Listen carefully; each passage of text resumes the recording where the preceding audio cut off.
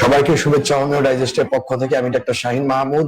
আজকে আমরা আমাদের সেই কাঙ্ক্ষিত ক্লাসটিতে অর্থাৎ কেন্টের লেজার রাইটিংস অনুবাদের ক্লাসটিতে আবার আমরা ফিরে এলাম যথাসময়ে যথারীতি।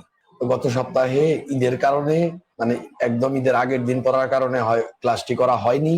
আমাদের কাঙ্ক্ষিত সেই ক্লাসটি অনেকেই জানি অপেক্ষা করেন। এই ক্লাসটি অত্যন্ত গুরুত্বপূর্ণ কিছু বিষয়কে আমরা তুলে ধরছি। ডাক্তার কেন্টের আসলে একটা অমূল্য সম্পদ এই বইটির মধ্যে তিনি রেখে গিয়েছেন এবং ক্রমান্বয়ে আমরা সেগুলো একটা একটা করে আর্টিকেল গুলো লেজার রাইটিংস এর লেখাগুলো কিন্তু মূলত সেটাকে বই হিসেবে তিনি প্রকাশ করেছিলেন ব্যাপারটি এরকম নয়, অনেকেই হয়তো জানেন না। লেজার রাইটিংস হচ্ছে ছোট ছোট লেখা। লেজার মানেই হচ্ছে ছোট লেখা। যেগুলো বই আকারে এসেছিল সেগুলো তো বই আকারে এসেছিল, আর যেগুলো বই আকারে আসেনি মূলত বিভিন্ন আর্টিকেলে বিভিন্ন জার্নালে তিনি প্রকাশ করেছিলেন, সেগুলো লেজার রাইটিংস বলে একতাবদ্ধ করা হয়েছে, একত্র করা হয়েছে। সেগুলোই আমরা এখন আজকে আমাদের ক্লাসের যে বিষয়বস্তু আছে সেখানে ঢুকে যাব। তার আগে বিষয়টি সম্বন্ধে একটি হালকা ধারণা দিয়ে নিলাম, আর সেই সাথে আপনারা যথাসম্ভব শেয়ার করবেন ব্যাপারটি, যেন অন্য সবাই যথাসময়ে ক্লাসে এসে উপস্থিত হতে পারে।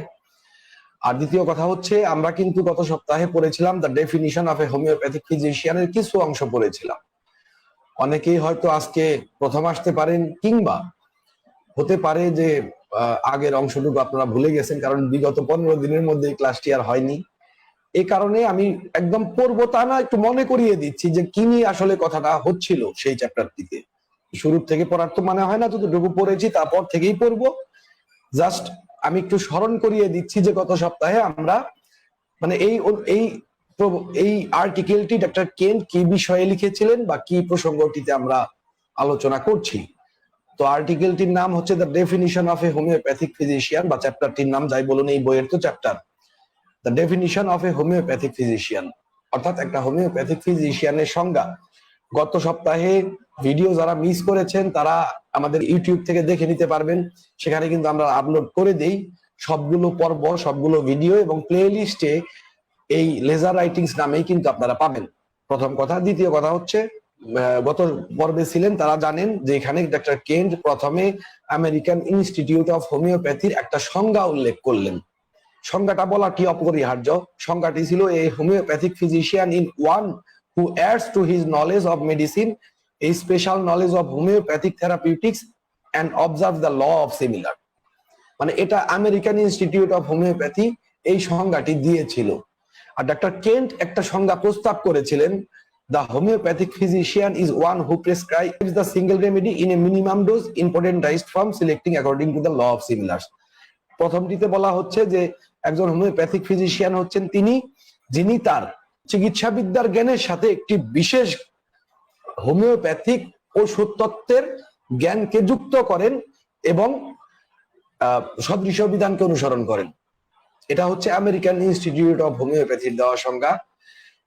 মূলত এটাকে কেন্দ্র করে আলোচনা হয়েছে। পরবর্তীতে যেখানে ডাক্তার কেন্ট উল্লেখ করবেন তার সংজ্ঞার কথা, সেখানে আমি আবার ডাক্তার কেন্টের সংজ্ঞাটিকে অর্থসহ আমি আবার উল্লেখ করে দেব, সমস্যা নেই।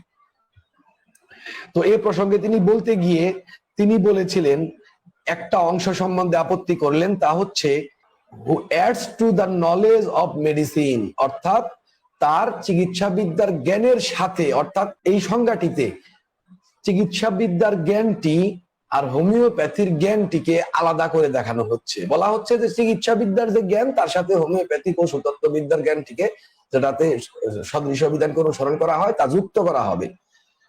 ডক্টর কেন্টের আপত্তি, সংজ্ঞা সম্বন্ধে আপত্তি ছিল এখানেই। এবং কেন এই সংজ্ঞাটি গুরুত্বপূর্ণ, কেন ডক্টর কেন্টের মতো চিকিৎসক সেই ব্যাপারটিতে আপত্তি করলেন, সেই প্রসঙ্গগুলো গত পর্বে আলোচনা করেছি, সেগুলো আজকে আমি আলোচনা করছি না।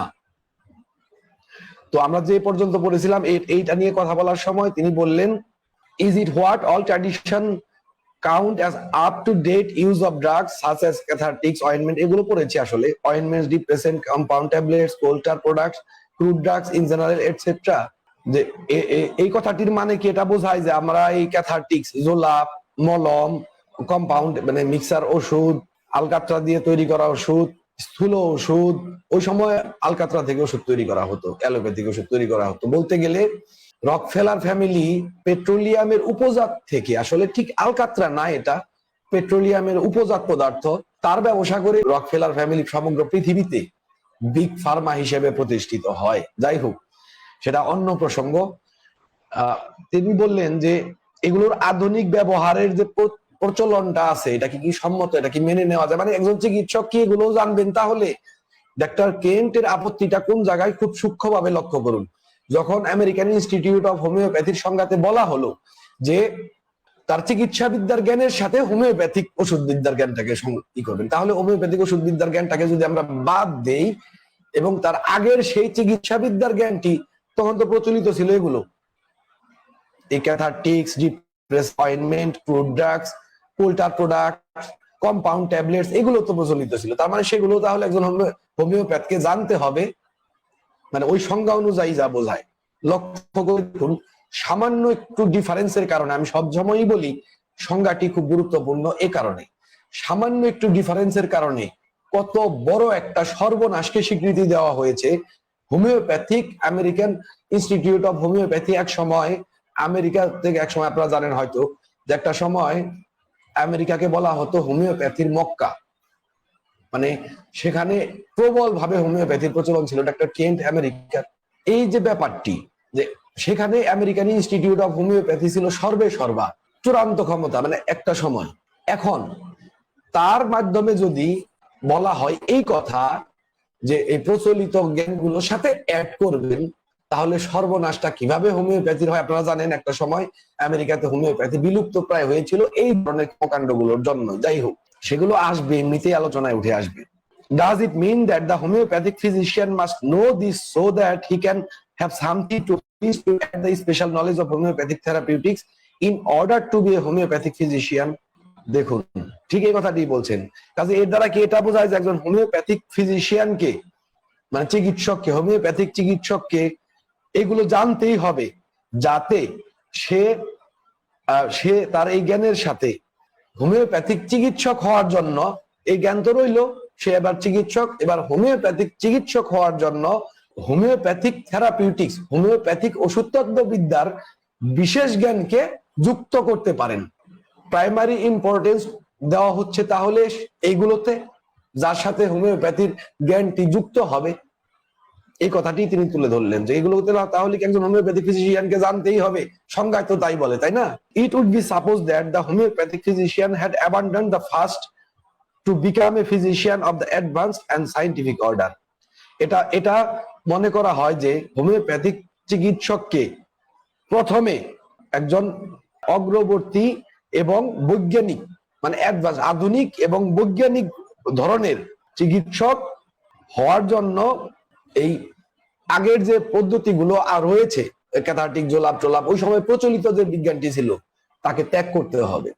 এটা মনে করা হয় যে হোমিওপ্যাথিক চিকিৎসককে একটা আধুনিক এবং বৈজ্ঞানিক ধরনের, বৈজ্ঞানিক প্রকারের চিকিৎসক হওয়ার জন্য, এখানে দুটো বিষয় লক্ষণীয় রয়েছে। ডাক্তার কেন্ট কিন্তু বললেন হোমিওপ্যাথদের বৈজ্ঞানিক, তিনি অ্যালোপ্যাথ থেকে উঠে আসা একজন হোমিওপ্যাথ। তিনি বললেন সেই সময়ে প্রচলিত যে পদ্ধতিগুলো রয়েছে সেগুলোকে অবৈজ্ঞানিক বললেন যে আধুনিক এবং বৈজ্ঞানিক ধরনের হোমিওপ্যাথ হওয়ার জন্য সবার আগে এই প্রচলিত যে চিকিৎসাগুলো রয়েছে সেগুলোকে ত্যাগ করতে হবে। আধুনিক বলার পিছনে কারণও রয়েছে। অনেকেই মনে করেন যে হোমিওপ্যাথি হচ্ছে অনেক আগেকার, 250 বছর আগেকার পশ্চাৎপদ একটা চিকিৎসা ব্যবস্থা। আচ্ছা, কমন সেন্স কি বলে? ডাক্তার কেন্ট, ডাক্তার হ্যানিম্যান দুজন অ্যালোপ্যাথ থেকে উঠে আসলেন। অ্যালোপ্যাথি আসলে কোন একটা নির্দিষ্ট প্রকারের ট্রিটমেন্ট সিস্টেম হিসেবে ডাক্তার হ্যানিম্যান কিন্তু বলেননি। তিনি বলেছিলেন যত রকমের বিষদৃশ্য ট্রিটমেন্ট রয়েছে, তাতে পেট্রোলিয়ামের উপজাত দিয়েই হোক, আধুনিক এই ওষুধপত্র দিয়ে, অ্যান্টিবায়োটিক দিয়েই হোক, যা কিছু দিয়েই হোক, বিষদৃশ্য যা কিছু রয়েছে তার সবই অ্যালোপ্যাথির অন্তর্ভুক্ত। এটা কোনো একটা সুনির্দিষ্ট প্রকারের শুধুমাত্র এই ধরনের ট্রিটমেন্ট এটা কিন্তু নয়। তো কাজেই ডাক্তার কেন্ট কি বললেন যে এই সমস্ত প্রচলিত যা কিছু রয়েছে এই সমস্ত কিছুকে ত্যাগ করতে হবে, এগুলোই বরঞ্চ পুরানো, অবৈজ্ঞানিক। ডাক্তার কেন বললেন আধুনিক অর্থাৎ হোমিওপ্যাথি, যা তিনি নতুন কনভার্ট হয়েছেন, যা নতুন এসেছে। ডাক্তার হ্যানিম্যান যা সেই পুরানোটার থেকে যে নতুন বিষয়টিতে বের হয়ে আসলেন, সেই নতুন বিষয়টি কে তিনি বললেন আধুনিক। অনেকেই এই অংশটিতে এসে অনেকে করতে পারেন যে ডাক্তার কেন্ট আধুনিক বললেন কেন, এটা বলে দিলাম এই কারণে আধুনিক, এখনো আধুনিক। যাই হোক, সেই আধুনিক এবং বৈজ্ঞানিক অর্ডারের, সাইন্টিফিক অর্ডারের, বৈজ্ঞানিক ধরনের চিকিৎসক হওয়ার জন্য আগে ওই অবৈজ্ঞানিক আর ওই পশ্চাৎপদ অ্যালোপ্যাথিক চিকিৎসাকে পরিত্যাগ করতে হবে সবার আগে। এটাই তিনি বললেন। এটাই মনে করা হয়, এটাই ধরা হয়। It must be acknowledge that, এটা স্বীকার করতেই হবে, that all of this knowledge of medicine, চিকিৎসার এই যে সমস্ত জ্ঞান, মানে ওই সময় যা প্রচলিত ছিল, to which he is to add his homeopathics is traditional ignorance and absurdities. এবার তিনি আরো সুস্পষ্ট করে বলছেন যে এই যে প্রচলিত জ্ঞানগুলো, যেগুলো ওই সময় বিরাজমান ছিল, চিকিৎসা বিদ্যার যে জ্ঞানগুলো, যার সাথে এই হোমিওপ্যাথিক জ্ঞানটিকে যুক্ত করার কথা বলা হচ্ছে, তা হচ্ছে প্রচলিত অজ্ঞতা এবং উন্মত্ততা, উন্মাদনা, পাগলামি, খেপামি, যাই বলুন না কেন। একটু আগে যে কথাটি আমি বললাম যে ওই সময়ের সেই চিকিৎসাগুলোকে, অর্থাৎ অ্যালোপ্যাথিক চিকিৎসাকে, তৎকালীন সময়ের অ্যালোপ্যাথিক চিকিৎসাকে ডাক্তার কেন্ট পশ্চাৎপদ বললেন। শুধু পশ্চাৎপদই নয়, তাকে বললেন একদম ট্র্যাডিশনাল, ঐতিহ্যগত অজ্ঞতা, প্রচলিত অজ্ঞতা, তো ঐতিহ্যগত যা যুগ যুগ ধরে চলে আসছে এই ধরনের অজ্ঞতা এবং অ্যাবসার্ডিটিস, উন্মত্ততা, পাগলামি।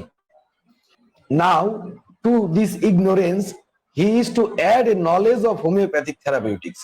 সংজ্ঞা মোতাবেক, যে সংজ্ঞাটি দেওয়া আছে সেই সংজ্ঞা মোতাবেক কি, সেই সংজ্ঞা মোতাবেক এখন সেই অজ্ঞতার সাথে, এই অজ্ঞতাটির সাথে তাকে হোমিওপ্যাথিক ওষুধ তত্ত্ববিদ্যার জ্ঞানকে যুক্ত করতে হবে। ওই সংজ্ঞা মোতাবেক, যে সংজ্ঞাটি আমেরিকান ইনস্টিটিউট অফ হোমিওপ্যাথি থেকে দেওয়া হয়েছিল।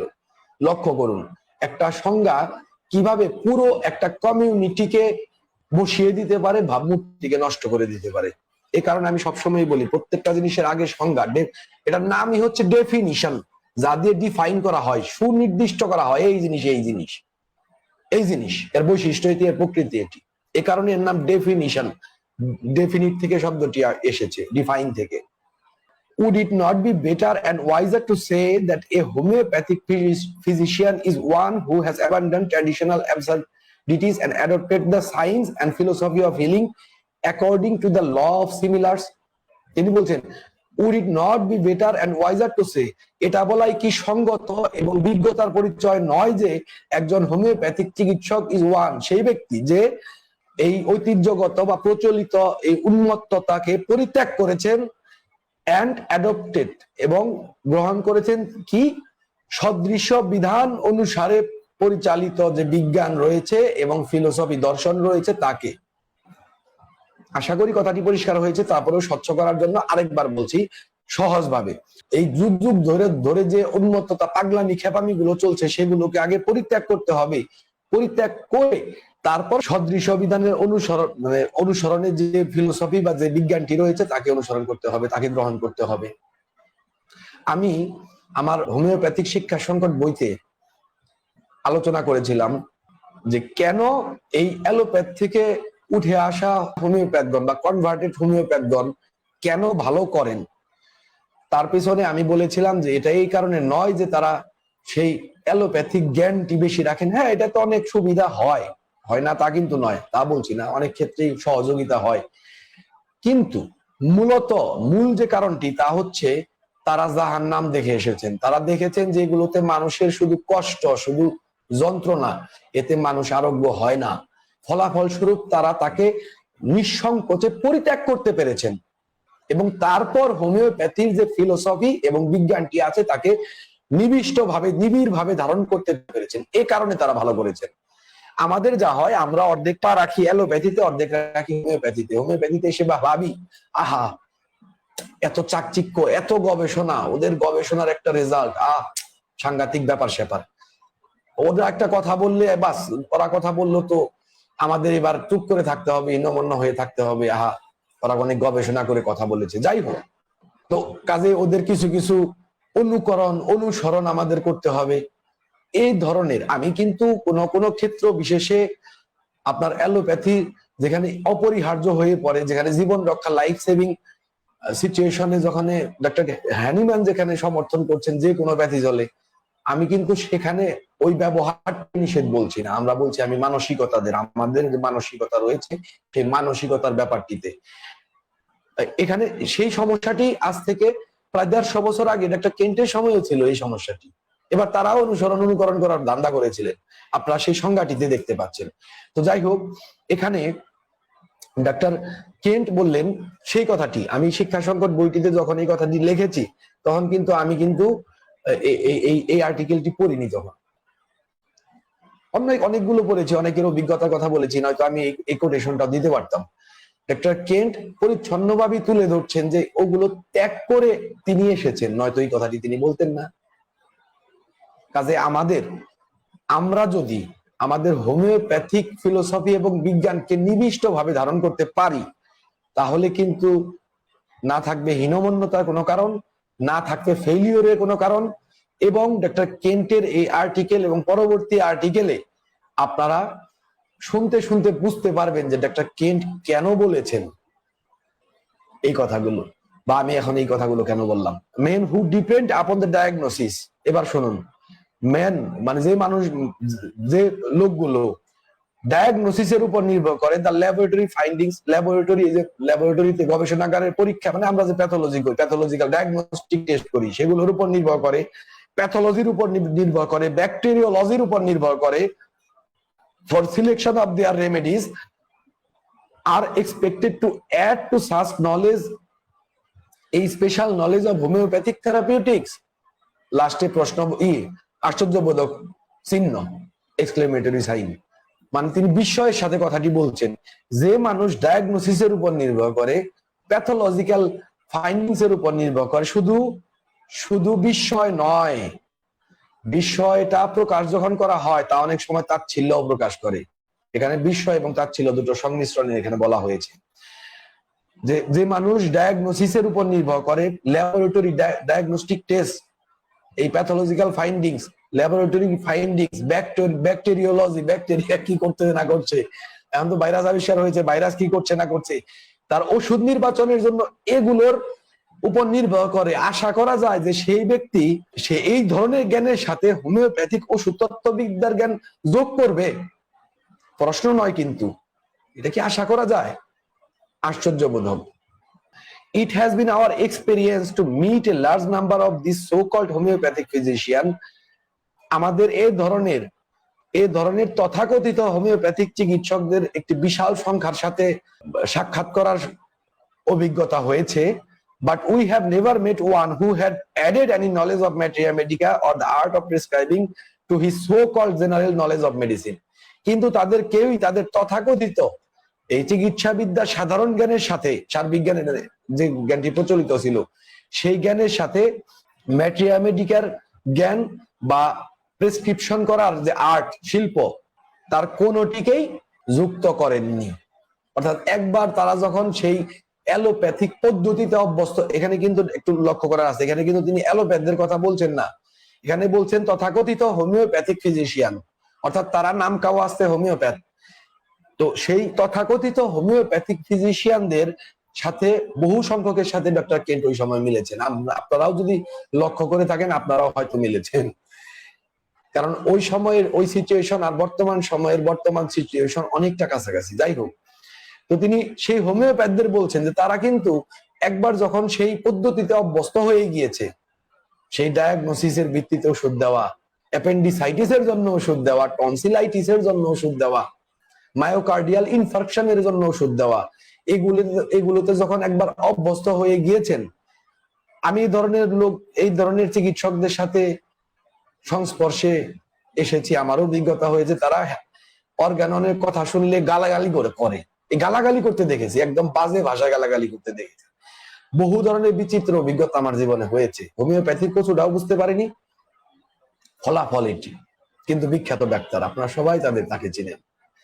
যাই হোক, তিনি তার সেই তথাকথিত সাধারণ চিকিৎসা বিদ্যার জ্ঞানের সাথে লোকে তিনি আর যুক্ত করেন না। সহজ কথা, the astonishing part of the formula is that It frames into the definition just the part that prevents every man from becoming a homeopathic physician.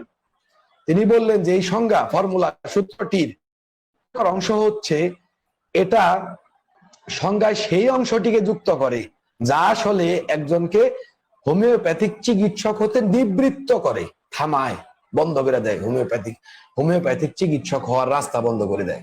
দেখুন কতটুকু ডেঞ্জারাস। আপনারা যারা আছেন আপনারা চেষ্টা করবেন আমার এই লাইভ এই ক্লাসটি অন্তত পক্ষে একটু শেয়ার করার জন্য, যেন আসলে আমাদের পুরো কমিউনিটির এই ক্লাসগুলো দরকার, এই ক্লাসটি বিশেষ করে। এ কারণে এটা কথা আমি বারবার বলি, এটা জানা দরকার। এটি ডকুমেন্টেড কথা, আমার কথা তো নয়, কিন্তু আমার এই কথাগুলো বলা উচিত। যে কথাগুলো আমার বলা উচিত কিন্তু আমি বলছি না, সেগুলো ডক্টর কেন বলেছেন বহু আগে, আমার বলার এই কারণে প্রয়োজন পড়ে না। আমাদের প্রত্যেকের এই কথাগুলো বলা উচিত। তো আমরা যদি আমাদের কথাগুলো বলতে না পারি, অন্তত পক্ষে তো আমরা শেয়ার করতে পারবো ডক্টর কেন্টের এই কথাগুলো, সেটাই করুন। এ কারণে বললাম, একটু মনে করিয়ে দিলাম আপনাদেরকে। অনুগ্রহ করে আপনারা চেষ্টা করবেন যারা দেখেন, যেগুলো শেয়ার করে যতটুকু সম্ভব মানুষের কাছে পৌঁছানোর, বিশেষ করে হোমিওপ্যাথদের কাছে। তো কি বললেন যে এটা এমন একটা অংশ যুক্ত করছে এই ডেফিনিশনের মধ্যে যা আসলে একজন হোমিওপ্যাথিক ফিজিশিয়ান হওয়া থেকে থামিয়ে দেয়। কারণ আপনাকে বলতে হচ্ছে আগে তুমি কোল্টারের ব্যবহার শিখবে, আগে তুমি জোলাপের ব্যবহার শিখবে। এখন রোগীর কোনো কিছু হলেই এবার আপনার জোলাপ দেওয়ার একটা প্রবণতা তৈরি হবে, আর দেখবেন এটাতে তাড়াতাড়ি কাজ হচ্ছে, ভালো ফিটাও পাওয়া যাচ্ছে, 7টা রোগী বাড়লো এত তাড়াতাড়ি কাজ হওয়ায়, রোগীর গার্জেনও খুশি, আত্মীয় স্বজন খুশি। তো ঠিক আছে, আস্তে আস্তে এক ধরনের অবক্ষয় শুরু হয় এবং তার পক্ষে আর পরে হোমিওপ্যাথ হওয়াই সম্ভব হয় না। এই কারণে বললেন যে আসলে হোমিওপ্যাথিক হওয়া থেকে ফিরায় দেয় এই ব্যাপারটি। এই যে কারণটি তিনি বলছেন, so long as he holds on to the traditional absurdity, যতক্ষণ পর্যন্ত সে তার মনে এই ঐতিহ্যগত বা প্রচলিত এই উন্মাদনা গুলোকে ধারণ করবে, even when called modern scientific medicine, এবং যখন তাকে আধুনিক বৈজ্ঞানিক চিকিৎসাও বলা হবে, so long as he, ততদিন পর্যন্ত he is incapable of learning the true art of healing according to the law of similars, ততদিন পর্যন্ত সে সদৃশ্য বিধান অনুসারে আরোগ্যের প্রকৃত কলাটিকে আয়ত্ত করতে পারবেন না, আয়ত্ত করতে অসামর্থ্য থাকবেন। ডেঞ্জারাস কথা, অত্যন্ত গুরুত্বপূর্ণ এবং ডেঞ্জারাস কথা। তিনি কি বললেন? তিনি বললেন যতক্ষণ পর্যন্ত আপনার মনের মধ্যে ওই অ্যালোপ্যাথির প্রতি হীনমন্যতা থাকবে, যতক্ষণ পর্যন্ত অ্যালোপ্যাথির কনসেপ্ট আপনার মধ্যে থাকবে, যতক্ষণ পর্যন্ত আপনার হোমিওপ্যাথির কনসেপ্ট এবং হোমিওপ্যাথির শিক্ষাটি আপনার মধ্যে প্রকৃত রূপে না আসবে, ততক্ষণ পর্যন্ত আপনার পক্ষে সদৃশ বিধান অনুসারে প্রকৃত চিকিৎসা দেওয়াই সম্ভব নয়। এ কারণে আপনাকে শিখতে হবে, জানতে হবে হোমিওপ্যাথিক ফিলোসফি অনুযায়ী, হোমিওপ্যাথিক প্রিন্সিপালস অনুযায়ী ধারণাটি কি, কনসেপ্টটি কি। সেই কনসেপ্ট আসুক, আপনি এরপর সদৃশ বিধান অনুসারে চিকিৎসা করতে পারবেন।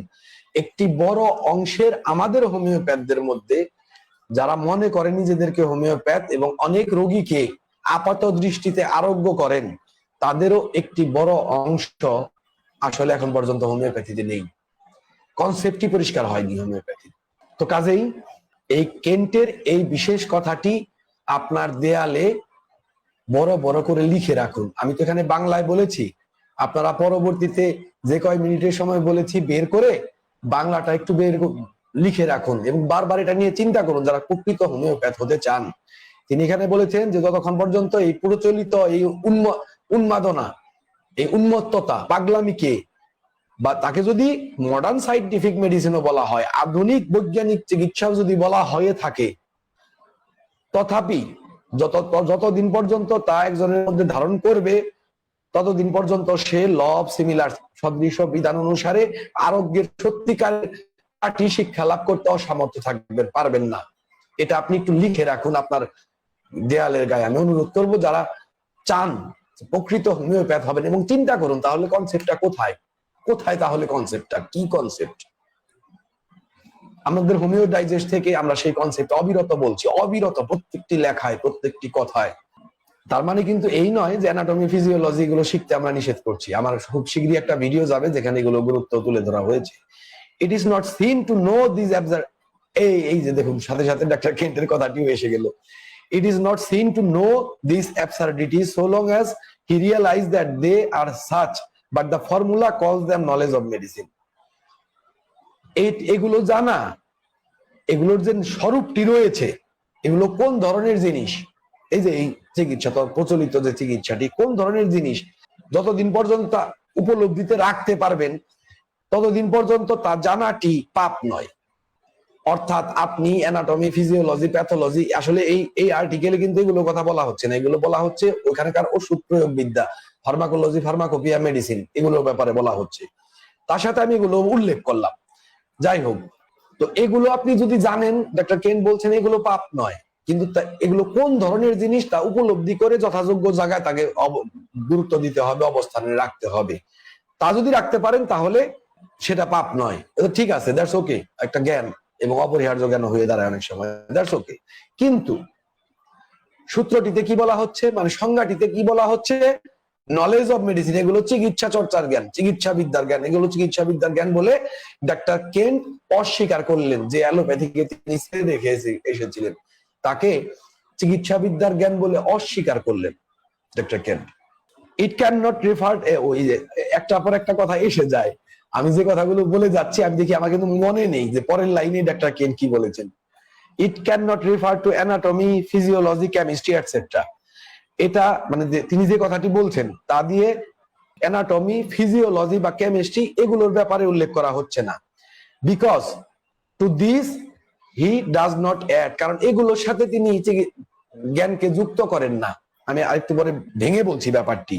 As they are part of doctors right and possession, এগুলো ডাক্তারের অধিকার এবং যে জ্ঞানটি দখলে থাকতে হবে তার অন্তর্ভুক্ত বলেই দিয়েছেন তিনি। তারপর আমি সুস্পষ্ট ভাবে বলছি, আমি একটু আগে বলেছিলাম যে এগুলো আসলে ফার্মাকোপিয়া, ফার্মাকোলজি এবং মেডিসিনের ব্যাপারে বলা হচ্ছে, ওষুধ প্রয়োগ বিদ্যার বলা, অ্যালোপ্যাথিক ওষুধ প্রয়োগ বিদ্যার ব্যাপারে বলা হচ্ছে, এগুলো অ্যানাটমি, ফিজিওলজি, কেমিস্ট্রি ব্যাপারে বলা হচ্ছে না, একটু আগেই বলে এসেছিলাম। তো এখানে তিনি আবার সেই কথাটি বলছেন, যেখানে আমি কিন্তু অ্যানাটমি, এখানে বলছেন যে এখানে কিন্তু অ্যানাটমি, ফিজিওলজি, কেমিস্ট্রি গুলোর ব্যাপারে বলা হচ্ছে না। কারণ কি, এই সংজ্ঞাতে যে বলা হয়েছে যে চিকিৎসা বিদ্যার জ্ঞানের সাথে তার সেই ওষুধতত্ত্ব বিদ্যার জ্ঞানটিকে অ্যাড করবেন। আচ্ছা, এই অ্যানাটমি, ফিজিওলজি, কেমিস্ট্রি এগুলো কোনো একটা বিদ্যার জ্ঞান অ্যালোপ্যাথি দাবি করতে পারবে যে শুধু তাদের জ্ঞান এগুলো? হোমিওপ্যাথির চিকিৎসকদের জ্ঞান এগুলো নয়, তাদের চুল পরিমাণ অধিকার কম আছে এগুলোতে। ইউনানি, আয়ুর্বেদীদের তাতে অধিকার নেই। এগুলো হচ্ছে নিরপেক্ষ ক্ষেত্র, এগুলো যেই চিকিৎসক হতে যাইবেন, ডক্টর কেন্ট বলছেন যে তার এগুলো বেসিক জ্ঞান। আপনারা অনেকে অ্যানাটমি, ফিজিওলজি, বায়োকেমিস্ট্রি বা কেমিস্ট্রি, ফিজিক্স এগুলোতে অবহেলা করেন, মনে করেন যে হোমিওপ্যাথিতে এগুলো গুরুত্ব নেই। ডক্টর কেন্ট কিন্তু তা বলছেন না, এগুলোকে বলছেন যে এগুলো অনেকটা আনুষঙ্গিক জ্ঞান। আপনি হোমিওপ্যাথির জ্ঞানটি অর্জন করতে চাইলে বা করলে এই জ্ঞানগুলো স্বতঃস্ফূর্ত ভাবে এবং অবধারিত ভাবেই আপনার অন্তর্ভুক্ত এবং অধিকার, প্রত্যেকটি চিকিৎসকের অধিকার, তা অ্যালোপ্যাথি হোক, তা হোমিওপ্যাথি হোক, তা ইউনানি হোক, আয়ুর্বেদী হোক। কাজে এ দিয়ে আসলে কোনো ধরনের ভিন্নতা সৃষ্টি হয় না। এটা চিকিৎসা বিদ্যার জ্ঞান নয়, মানে চিকিৎসা চর্চার জ্ঞান নয়, এটা হচ্ছে বেসিক জ্ঞান, সবার ক্ষেত্রে প্রযোজ্য। এটাই ডাক্তার কেন্ট এখানে বললেন, যেখানে তো এগুলো সম্বন্ধে বলা হচ্ছে না, বলা হচ্ছে ওই কোল্টার, ক্যাথারটিক্স, মানে প্রচলিত ঔষধ প্রয়োগ বিদ্যার কথা বলা হচ্ছে, থেরাপিউটিক সেকশনটির ব্যাপারে বলা হচ্ছে, প্রচলিত থেরাপিউটিক সম্বন্ধে, যে সেখানে অ্যাড করার কথা বলা হয়েছে সংজ্ঞার মধ্যে। এটাই হচ্ছে ডাক্তার কেন্টের আপত্তি। If we look over the country, আমরা যদি দেশটা জুড়ে তাকাই, and take note of the men who sail under this flag, আমরা যদি এই দেশটা জুড়ে তাকাই, আমাদের দেশ নিয়ে একটু তাকিয়ে দেখুন না ডাক্তার কেন কি বলেন, আমাদের দেশ নিয়ে তাকিয়ে দেখুন। আমরা যদি এই পুরো দেশটি জুড়ে তাকাই এবং লক্ষ্য করি যে এই পতাকা তলে সমবেত লোকদেরকে লক্ষ্য করি, and we ascertain their method, এবং আমরা তারা কোন পদ্ধতিতে চিকিৎসা করছে সেগুলো যদি নিশ্চিতভাবে জানি, it would be found that, দেখা যাবে, many of them scarcely differs from the allopath in the use of drug and methods, তাদের বহুজন ঔষধ এবং ঔষধ প্রয়োগ পদ্ধতিতে অ্যালোপ্যাথ থেকে আসলে তেমন কোনো ভিন্নতা সৃষ্টি করে না, খুব কমই তাদের পার্থক্য রয়েছে, স্কার্সলি ডিফার্ড। তাদের বহুজনের মানে খুব কমই পার্থক্য রয়েছে একজন অ্যালোপ্যাথের সাথে। আমি এটাও বলি, প্রত্যেকটা হোমিওপ্যাথিক ওষুধ দিয়ে অ্যালোপ্যাথিক পদ্ধতিতে চিকিৎসা করা যায়। আপনারা অনেকেই হয়তো ব্যাপারটি জানেন না, বা জানলেও হয়তো জিনিসটা নিয়ে চিন্তা করেননি। প্রত্যেকটি হোমিওপ্যাথিক ওষুধ দিয়ে অ্যালোপ্যাথিক চিকিৎসা করা যায়, এবং মূলত আমাদের একটি বড় সংখ্যক চিকিৎসক ডক্টর কেন্টের সময় এই কাজটি করতেন, সেই অ্যালোপ্যাথিক চিকিৎসাটি করতেন। এটা বলতে গেলে তো আরেক, আচ্ছা এটা না হলে আমি নোট করে রাখি, আপনারা যদি জানতে চান তাহলে আমি এটা এক্সপ্লেন করব যে কিভাবে হোমিওপ্যাথিক ওষুধ দিয়ে অ্যালোপ্যাথিক চিকিৎসা করা যায়। অনেকে হয়তো জানেন, কিন্তু যদি কারোর আপনাদের যদি মনে হয় যে এটার এক্সপ্লেনেশন দরকার, একটি আলোচনার দরকার, তাহলে একটা সময় আমি 8-10 মিনিট 15 মিনিট এই ব্যাপারটি নিয়ে এক সময় কথা বলবো। তো সহজ কথা হচ্ছে ডক্টর কেন্ট এই কথাটিই বলছেন যে যদি এই তাকানো হয় তাহলে দেখা যাবে যে এই পতাকা তলে সমবেত, দেশ জুড়ে এই পতাকা তলে সমবেত যে চিকিৎসকগণ তারা যে পদ্ধতিগুলোকে ব্যবহার করেন তা আসলে অ্যালোপ্যাথি থেকে ভিন্ন কোনো ব্যাপার না। এই কাদের সম্বন্ধে বলছেন?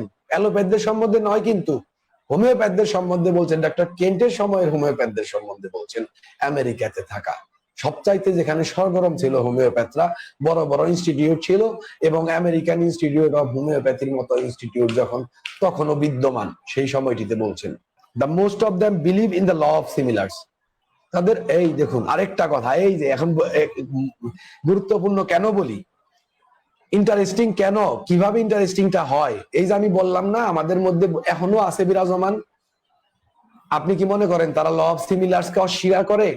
কখনোই নয়। ডক্টর কেন্টের সময় করতো না। তিনি বলছেন the most of them believe in the law of similars. তাদের অধিকাংশই সদৃশ্য বিধানকে বিশ্বাস করে, অর্থাৎ তারা মনে প্রাণে হোমিওপ্যাথ মনে করে নিজেদেরকে। But are ignorant of materia medica, of the use of repertory and of the philosophy to practice homeopathy। কিন্তু হোমিওপ্যাথিক অনুশীলন করার ব্যাপারে, চর্চা করার ব্যাপারে তারা ম্যাটেরিয়া মেডিকা, রেপার্টরি ব্যবহার এবং ফিলোসফির জ্ঞানের ব্যাপারে এতই অজ্ঞ যে তার হোমিওপ্যাথিক অনুশীলনে ব্যবহার করতে পারে না সেভাবে হোমিওপ্যাথিক অনুশীলনটি। তো কাজেই সহজ কথা হচ্ছে তারা কিন্তু বিশ্বাস করে সদৃশ্য বিধান এবং হোমিওপ্যাথিতে বিশ্বাস করে, তারা নিজেদেরকেও হোমিওপ্যাথ বলে বিশ্বাস করে, কিন্তু তারা ম্যাটেরিয়া মেডিকা অজ্ঞ, রেপার্টরিতে অজ্ঞ, এবং ফিলোসফি হোমিওপ্যাথিক দর্শনে এতটাই অজ্ঞ যে তারা হোমিওপ্যাথিক প্র্যাকটিস করতে পারে না। আসলে তারা যা করে সেটা আর হোমিওপ্যাথিক প্র্যাকটিস থাকে না। ইন দেয়ার ইগনোরেন্স, তাদের সেই অজ্ঞতার দরুন, they use drugs in the same crude form as they were used for proving.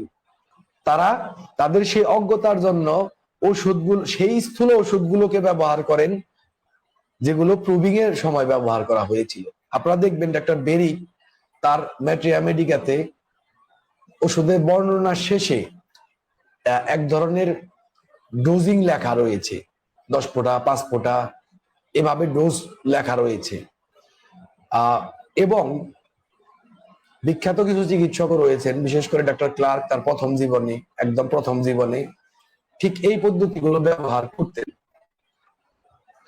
সেখানে ক্রুড মাত্রায় ওষুধ ব্যবহারের কথা লেখা রয়েছে। অনেকে এখনো তা অনুসরণ করেন ডক্টর বেরিক এবং ডক্টর ক্লার্কের অনুসরণে, কিন্তু ডক্টর ক্লার্ক কিন্তু পরবর্তী জীবনে নিজেকে পরিবর্তন করেছিলেন। ডক্টর বেরিকও হাইপোটেনসি পরবর্তীতে ব্যবহার করেছেন। যাই হোক, এখন কথা হচ্ছে যে এখনো আমাদের মধ্যে এখনো বিরাজমান রয়েছে যারা সেই স্থূল ওষুধ প্রুভিং করার সময় যে mother tincture 1x 2x 3x proving করার সময় যা প্রদান করা হতো, যা ব্যবহার করা হতো, তা এখনো ব্যবহার করেন। Whereas the sick man who has the corresponding symptoms is 1000 times more sensitive than was the prover। যেখানে অসুস্থ ব্যক্তি যার এরকমের সদৃশ্য লক্ষণ, মানে ওই লক্ষণগুলো সদৃশ্য লক্ষণ রয়েছে, সে প্রুভারের চাইতে সহস্র গুণ অধিক সংবেদনশীল। এখানে কিছু একটু কথা না বললেই নয়। কেন ডক্টর কেন্ট এই কথাগুলো বলছেন? হোমিওপ্যাথিকে ভালো মতো বুঝতে চাইলে, এর গভীরভাবে উপলব্ধি করতে চাইলে এই লাইনগুলোকে অবহেলা করলে চলবে না। আমি আগেই বলেছি পড়ার বহু ধরন আছে, পড়লাম চলে গেলাম, এটা একটা ধরন। আরেকটা ধরন হচ্ছে যে আমি কি পড়লাম তার গভীরে আসলে কি বলা হয়েছে, এর পেছনে কি নেপথ্যে কি, সবকিছু বুঝে নেয়া। আমি একটু তুলে ধরছি সংক্ষেপে। এখানে দুটো ব্যাপারকে তুলে ধরেছেন তিনি। একটা হচ্ছেন যে তিনি বলছেন যে প্রুভারের চাইতে অসুস্থ মানুষটি অনেক বেশি সংবেদনশীল,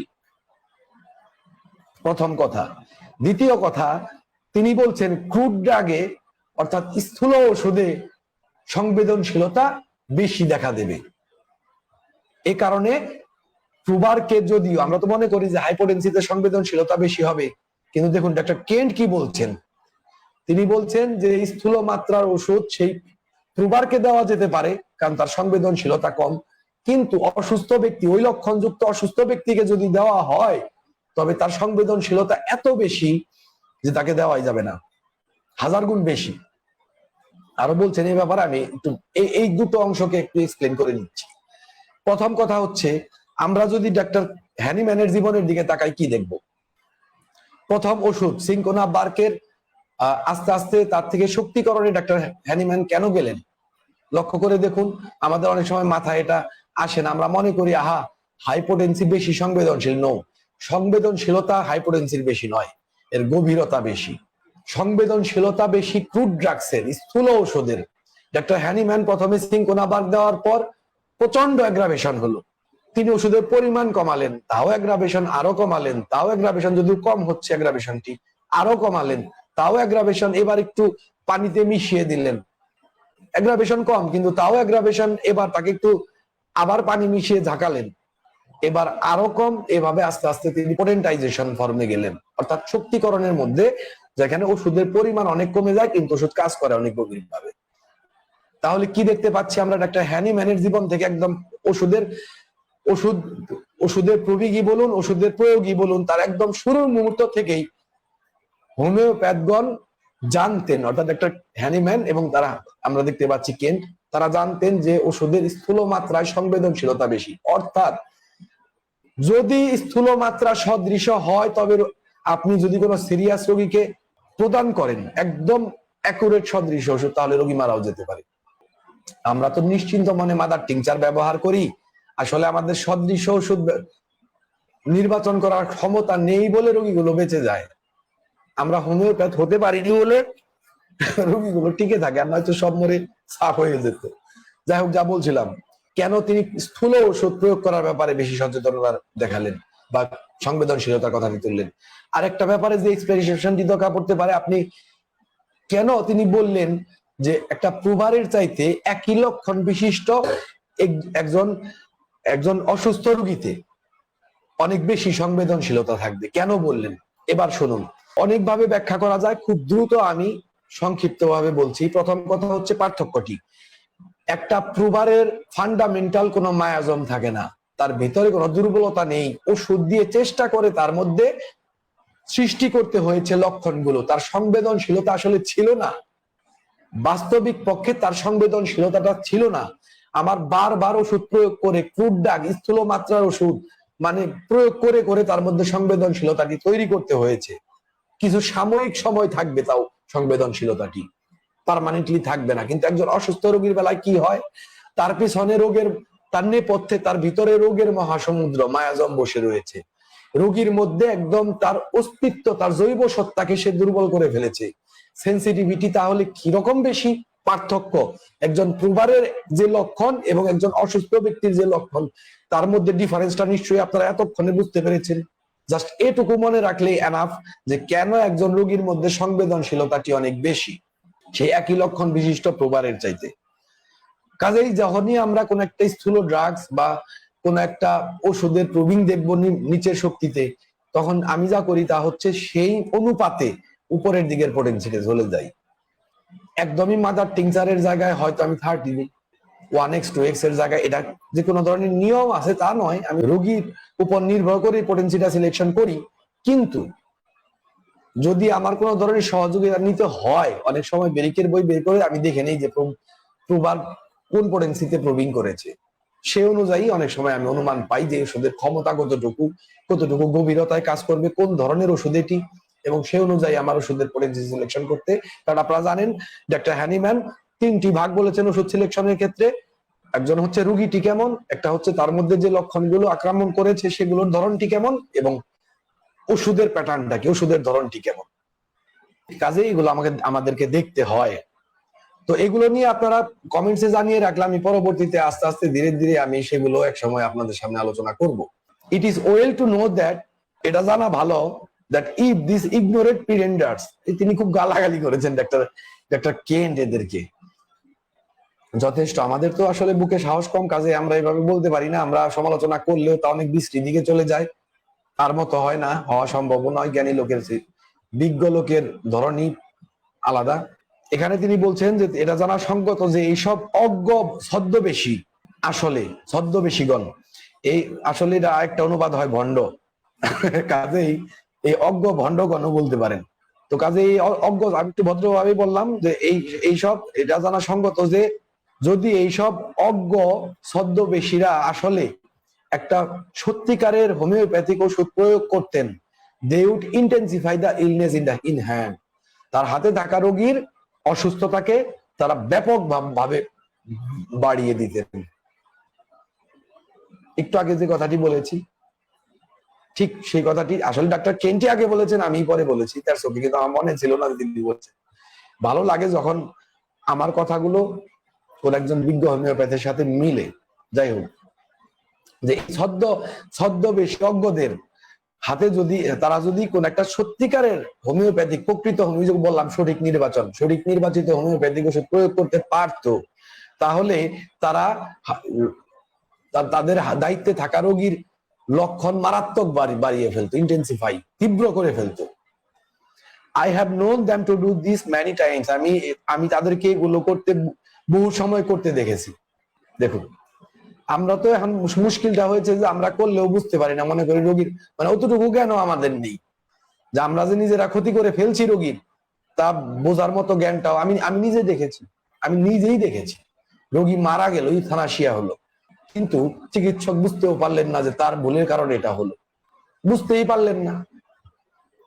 যাই হোক, আমি এটা বহু সময় দেখেছি। and in their ignorance they would change for another remedy instead of stopping the drugs to permit the patient to make a quick repertory, এবং তাদের সেই অজ্ঞতার দরুন, সেই অজ্ঞতাতে ডুবে থেকে তারা রোগীর একটা দ্রুত আরোগ্যের জন্য রোগীর সেই ওষুধকে বন্ধ করার বদলে নতুন আরেকটা ওষুধ পরিবর্তন করে দিতেন।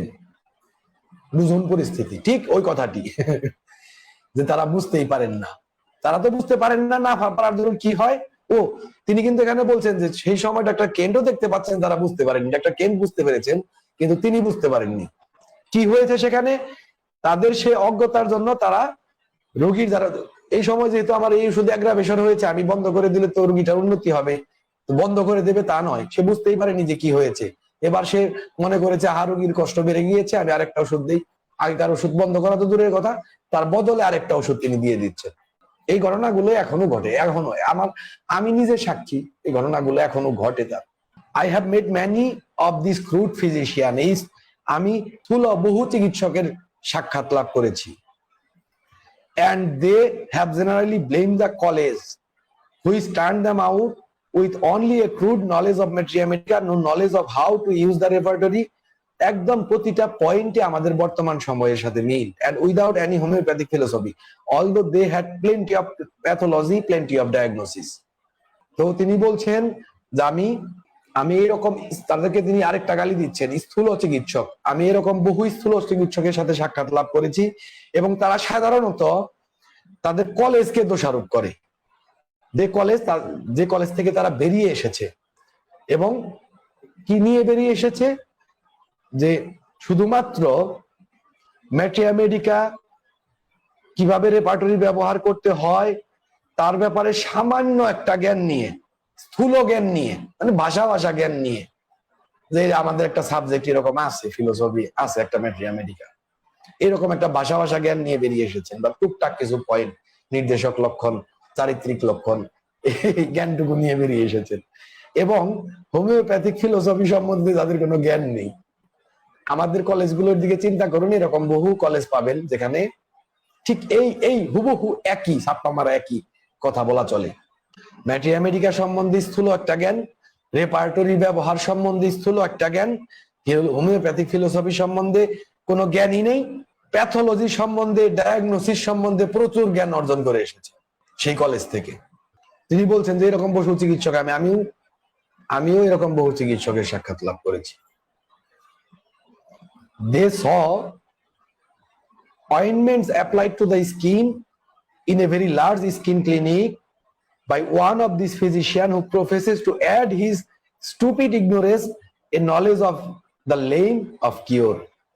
তাদেরকে দেখা গেছে কি, একটা বড় ধরনের স্কিন ক্লিনিকে, মানে চর্মের জন্যই চিকিৎসা করা হয়, যেখানে চর্মরোগ বিশেষজ্ঞ ডাক্তার আমাদের হোমিওপ্যাথদের অনেকটা এরকম।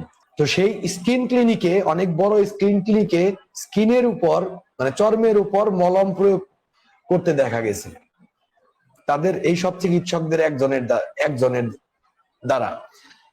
তাদের মধ্যে একজন আর কি চর্মের চামড়ার উপর মলম প্রয়োগ করেছেন স্কিন ডিজিজে, যিনি দাবি করেন, কি দাবি করেন, to add to his stupid ignorance, তার এই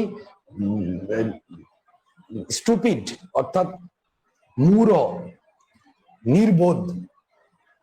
নির্বোধ এই অজ্ঞতার সাথে a knowledge of lamp of কিওরের মানে আরোগ্য থেকে পালিয়ে যাওয়ার জ্ঞানটিকে যুক্ত করেন। ইন্টারেস্টিং কথাবার্তা ডাক্তার কেন্টের। মানে তিনি মলম প্রয়োগ করে রোগীকে তাড়াতাড়ি ভালো করে দেওয়াটিকে বললেন যে এই তাদের তো আগে একটা স্টুপিড জ্ঞান রয়েছেই মলম প্রয়োগ করার। আমাদের তো গ্রাফাইটিস অয়েন্টমেন্ট অনেকেই ব্যবহার করে, আমি জানি, সেটাকে ডাক্তার কেন্ট বলছেন স্টুপিড ইগনোরেন্স। যাই হোক, সেই স্টুপিড ইগনোরেন্স যাকে চিকিৎসাবিদ্যার জ্ঞান বলা হচ্ছিল তখন, তার সাথে কি যুক্ত করেছেন, যেখানে হোমিওপ্যাথিক জ্ঞান যুক্ত করার কথা ছিল তা যুক্ত না করে আসলে কি যুক্ত করা হলো, আরোগ্য থেকে পালিয়ে যাওয়ার রাস্তা। যারা গ্রাফাইটিস মলম ব্যবহার করবেন হোমিওপ্যাথিক ওষুধের দোকান থেকে আপনার ফার্মাসিতে কিনে এনে, তিনি তো নিশ্চয়ই আরোগ্যের জন্য তা আনেননি, তা এনেছেন আপনি আরোগ্য থেকে পালিয়ে যাওয়ার জন্য, রোগীর চোখকে ধোকা দেওয়ার জন্য। এমন কোন স্কিন ডিজিজ নেই যেখানে আপনি এটা ব্যবহার করতে পারেন, পরিচ্ছন্ন কথা বলে দিচ্ছি, এমন কোন স্কিন ডিজিজ পয়দাই হয়নি আজ পর্যন্ত যেখানে আপনি মলম ব্যবহার করতে পারেন গ্রাফাইটিস মলম। এবং মোস্ট প্রবাবলি গ্রাফাইটিস মলমে অন্য কোনো উপাদানও দেওয়া আছে স্টেরয়েড জাতীয়। আমি যে 2-4 জনকে ব্যবহার করতে দেখেছি সেখানে কাজের প্যাটার্ন আমাকে তাই বলে। Was not the adoption of this definition for the sole purpose of giving standing to man whose requirements were a knowledge of fates and traditional absurdities and ignorance of Hahnemann's organon and the pure medica? এই সংজ্ঞাটিকে গ্রহণ করাটি, স্বীকার করাটি, কোন সংজ্ঞাটিকে, যে সংজ্ঞাটির ব্যাপারে আমি আজকের আলোচনায় শুরুতেই বলে এসেছি। যারা এই শুরুর অংশটিকে মিস করেছেন বা গত ক্লাসটিকে মিস করেছেন, তাদের অনুরোধ করব অবশ্যই চেষ্টা করবেন যে শুরু থেকে এটাকে আবার দেখার জন্য, গত পর্বটিকে ইউটিউব থেকে দেখে নেওয়ার জন্য, তাহলে আপনাদের বুঝতে সুবিধা হবে। আমি সংজ্ঞাটি উল্লেখ করেছি শুরুতেই। আপনাদের দুটো ব্যাপারে আমি বলি যে এই জ্ঞানটিকে ছড়িয়ে দেওয়ার জন্য ডাক্তার কেন্ট যা বলেছেন, ডাক্তার কেন্টের কথাটিকে ছড়িয়ে দিন। আমাদের মধ্যে এক গুচ্ছ সত্যিকারের প্রকৃত চিকিৎসক দরকার। শেয়ার করুন যেন এই ক্লাসটিতে সবাই উপস্থিত হতে পারে, যেন এই ব্যাপারটি জানতে পারে। 1, 2 নাম্বার হচ্ছে আপনারা এগুলোকে গুরুত্বের সাথে নিন। আমরা ডাক্তার কেন্টকে ক্লাসিক্যাল চিকিৎসকদের প্রবক্তা বলি, জানি। এখন তাকে যদি আপনি গুরুত্ব না দেন, তার কথাকে যদি আপনি গ্রহণ করতে না পারেন, দেন আপনি কিসের ক্লাসিক্যাল হোমিওপ্যাথ? তো এই সংজ্ঞাটিকে স্বীকার করে নেওয়া বা গ্রহণ করে নেওয়াটির উদ্দেশ্য কি শুধুমাত্র এটাই নয়, সোল পারপাস, একমাত্র উদ্দেশ্য কি এটাই নয়? কোনটা? যে সেই সমস্ত মানুষদেরকে সমর্থন দেওয়া যাদের শুধুমাত্র নলেজ অফ ফেটস, হুজুগের জ্ঞানটি, চলো মানুষ হুজুগ, সবাই কি করছে, সবাই তো গ্রাফাইটিস মলম দিচ্ছে, এই হুজুগের জ্ঞানটি যাদের রয়েছে, বা ট্র্যাডিশনাল অ্যাবসার্ডিটিস, অ্যালোপ্যাথিক ওষুধের ব্যবহার, আমি সরাসরি স্টেরয়েডও ব্যবহার করতে দেখেছি হোমিওপ্যাথগণ ব্যবহার। হোমিওপ্যাথিক ওষুধে কিন্তু স্টেরয়েড নেই, হোমিওপ্যাথিতেও কিন্তু স্টেরয়েড নেই, আলাদা ওষুধ ব্যবহার করেছেন তারা হোমিওপ্যাথি বলে ভণ্ড চিকিৎসকগণ। যাই হোক, তো এই ট্র্যাডিশনাল অ্যাবসার্ডিটিস, এই ঐতিহ্যগত যে উন্মাদনা এবং এই হুজুগের জ্ঞানটি তাদের রয়েছে, এবং অজ্ঞতা রয়েছে কি সম্বন্ধে? হানিম্যানের অর্গানন সম্বন্ধে, পিওর মেট্রিয়া মেডিকা সম্বন্ধে, বিশুদ্ধ মেট্রিয়া মেডিকার সম্বন্ধে অজ্ঞতা। মানে তাদের জ্ঞান হলো ওগুলোতে, এই হুজুগে, এই ঐতিহ্যগত উন্মাদনায়। কিন্তু ঐতিহ্যগত উন্মাদনা পরিচ্ছন্ন ভাবে অ্যালোপ্যাথিক চিকিৎসককে বলেছেন ডক্টর কেন। যারা শুরু থেকে ছিলেন না তারা হয়তো জানেন না, শুরুতে এটা আলোচনা করা হয়েছে। তিনি অ্যালোপ্যাথিক চিকিৎসাকে ট্র্যাডিশনাল অ্যাবসার্ডিটিস বলেছিলেন। আর অজ্ঞতা থাকে অর্গাননে, অজ্ঞতা থাকে পিওর মেডিকায়। তাদের সামনে অর্গাননের কথা বলা হলে বাজে ভাষায় গালি দেন, অশোভন ভাষায় গালি দেন। It is a question that must come to the mind of every thinking homeopathic physician. এই ব্যাপারটি বা এই প্রশ্নটি প্রতিটি চিন্তাশীল হোমিওপ্যাথিক চিকিৎসকের মনে আসতেই হবে। মানে যে আগে যেটা, যে এই আগের যে অংশটুকু পড়ে আসলাম, যেটা কি শুধুমাত্র এই কারণে স্বীকার, এইসব লোকদের সমর্থন করার জন্য একমাত্র উদ্দেশ্যে কি এই সংজ্ঞাটি বানানো হয়নি, যারাই যে এইসব হাবিজাবি ব্যবহার করবে? দেখুন, আমেরিকান ইনস্টিটিউট অফ হোমিওপ্যাথি দেওয়া সংজ্ঞা, তাকে ডাক্তার কেন কিভাবে ব্যবচ্ছেদ করছেন এবং তিনি যৌক্তিক ভাবে তুলে ধরলেন যে কত বড় একটা সর্বনাশ তাদের মাধ্যমে হয়েছিল। It is equally evident that, একইভাবে এটা সুস্পষ্ট বা প্রামাণ্য যে দ্য সেকেন্ড ডেফিনিশন, এই ডাক্তার কেন্টের ডেফিনিশন কি ছিল, সেই ডেফিনিশনটি একটু পরে বলছি। এই দ্বিতীয় যে ডেফিনিশন, অর্থাৎ ডাক্তার কেন্ট পরে যে ডেফিনিশনটি দিলেন, mentioned above as the description of a genuine homeopathic physician, যা একটা প্রকৃত বা বিশুদ্ধ হোমিওপ্যাথিক চিকিৎসকের বর্ণনা হিসেবে দেওয়া হয়েছে, উল্লেখ করা হয়েছে, could find only a small minority in the American Institute, American ইনস্টিটিউটে খুব অল্প কিছু সংখ্যালঘু মানুষের দ্বারা তা সমর্থিত হবে। as we all know, আমরা সবাই যারা জানি। কি সংজ্ঞাটি দিয়েছিলেন সেটা একটু বলছি, অনেকেই হয়তো শুরুতে মিস করেছেন, এ কারণে এখানে একটু সংক্ষেপে বলে দিচ্ছি, জাস্ট সংজ্ঞাটি বলে দিচ্ছি। এটা হলো আমেরিকান ইনস্টিটিউট অফ হোমিওপ্যাথির দেওয়া সংজ্ঞা। হোমিওপ্যাথিক ফিজিশিয়ান হচ্ছেন তিনি যিনি তার চিকিৎসা বিদ্যার জ্ঞানের সাথে একটি বিশেষ হোমিওপ্যাথিক ওষুধতত্ত্ববিদ্যার বিশেষ জ্ঞানটিকে যুক্ত করেন। এটা ছিল আমেরিকান ইনস্টিটিউট অফ হোমিওপ্যাথির সংজ্ঞা, জানিয়ে ডাক্তার কেন্ট এই পরিমাণ খেপেছিলেন। ডক্টর কেন্টের দেওয়া সংজ্ঞা ছিল, দা homeopathic physician is one who prescribe the single remedy in the minimum dose in potentized form selected according to the law of similar. Homeopathic চিকিৎসক হচ্ছেন তিনি যিনি একক ওষুধ সর্বনিম্ন মাত্রায় শক্তিকৃত অবস্থায় এবং সদৃশ্য বিধান অনুসারে সুনির্বাচিত ভাবে প্রদান করেন, ব্যবস্থাপত্র প্রদান করেন বা প্রেসক্রাইব করেন। এ হচ্ছে কেন্টের সংজ্ঞা, যে সংজ্ঞাটি একজন বিশুদ্ধ হোমিওপ্যাথের ব্যাপারে তিনি বলেছিলেন। It has often been asked by why homeopathy grows so slowly. এটা প্রায়ই জিজ্ঞাসা করা হয় যে হোমিওপ্যাথি এত ধীরে ধীরে এগোচ্ছে কেন, এত ধীরে ধীরে তার অগ্রগতি কেন আসছে? Is it not apparent that the reason is to found in the sentiment that caused the adoption of the first definition of the homeopathic physician, who is so misrepresent the true followers of homeopathy? তো এটা কি সুস্পষ্ট নয় যে তার কারণটি হচ্ছে সেই মনোবৃত্তি যা এই প্রথম ডেফিনিশনকে, অর্থাৎ আমেরিকান ইনস্টিটিউট অফ হোমিওপ্যাথির দেওয়া যে ডেফিনিশন ছিল সেই সংজ্ঞাটিকে গ্রহণ করিয়েছে।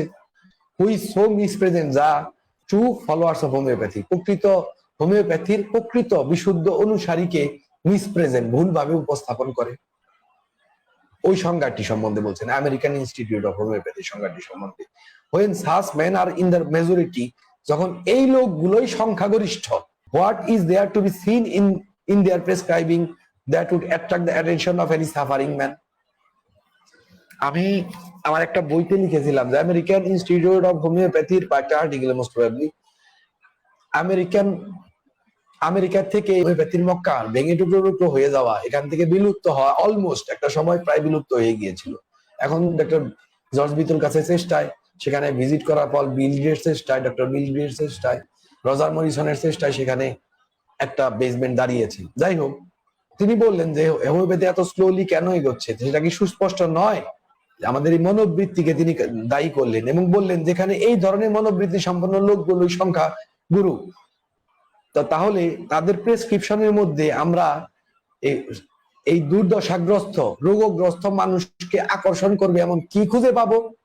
আমার বইটিতে আমি যা বলেছিলাম তা হচ্ছে, যদি আমরা সেই অ্যালোপ্যাথিক ঘরানার প্রেসক্রিপশন করতে চাই, থেরাপিউটিক প্রেসক্রিপশন করতে চাই, মানুষকে যদি সেভাবেই আকর্ষণ করতে চাই, তাহলে এক হচ্ছে তা হোমিওপ্যাথিক নীতি নয়, দুই অ্যালোপ্যাথিক চিকিৎসা।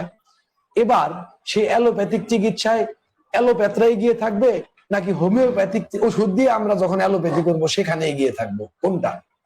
নিঃসন্দেহে অ্যালোপ্যাথরাই গিয়ে থাকবে। আমরা হোমিওপ্যাথিক ওষুধ দিয়ে পরোক্ষভাবে নীতি বহির্ভূত ভাবে কোন রকমের তাদের যে পরিমাণ প্রচেষ্টা তা ব্যতি রেখে যখন দুর্নীতি পরায়ণ ভাবে দুর্নীতিগ্রস্ত হয়ে চিকিৎসা করব, সেটা মানুষকে আকর্ষণ করবে, তাতে যে রেজাল্ট আসবে তা বেশি আনন্দজনক, বেশি মোক্ষম হবে তুলনামূলক ভাবে, নাকি ওই অ্যালোপ্যাথরা যা করছে তাই স্যাটিসফ্যাক্টরি হবে?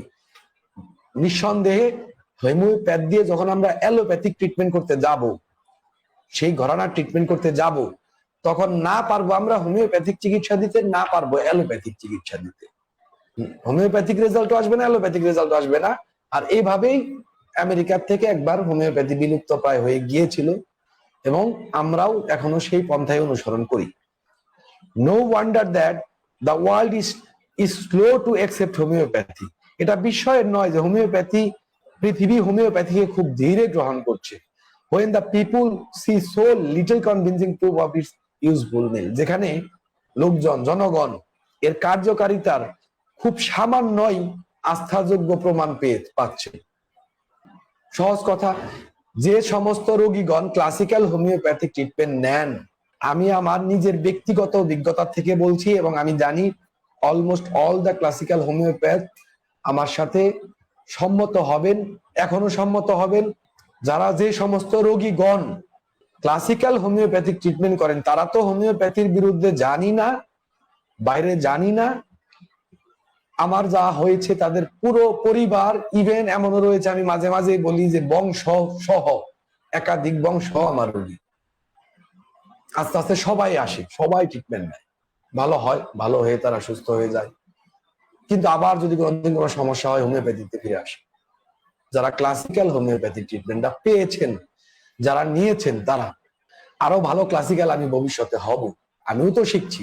আমি তো আশ্চর্য হই, বাংলাদেশে যদি একদম সত্যিকারের প্রকৃত ধারার 100টা ক্লাসিক্যাল চিকিৎসক থাকতেন, জানলেওয়ালা, পরিচ্ছন্নভাবে এবং ঠিক ঠিক নিয়মে করেন, তাহলে কত বিশাল সংখ্যক রোগী হোমিওপ্যাথিক প্রচার এবং প্রসারের জন্য আত্মনিবেদিত থাকতেন। What better is it than the traditional medicine.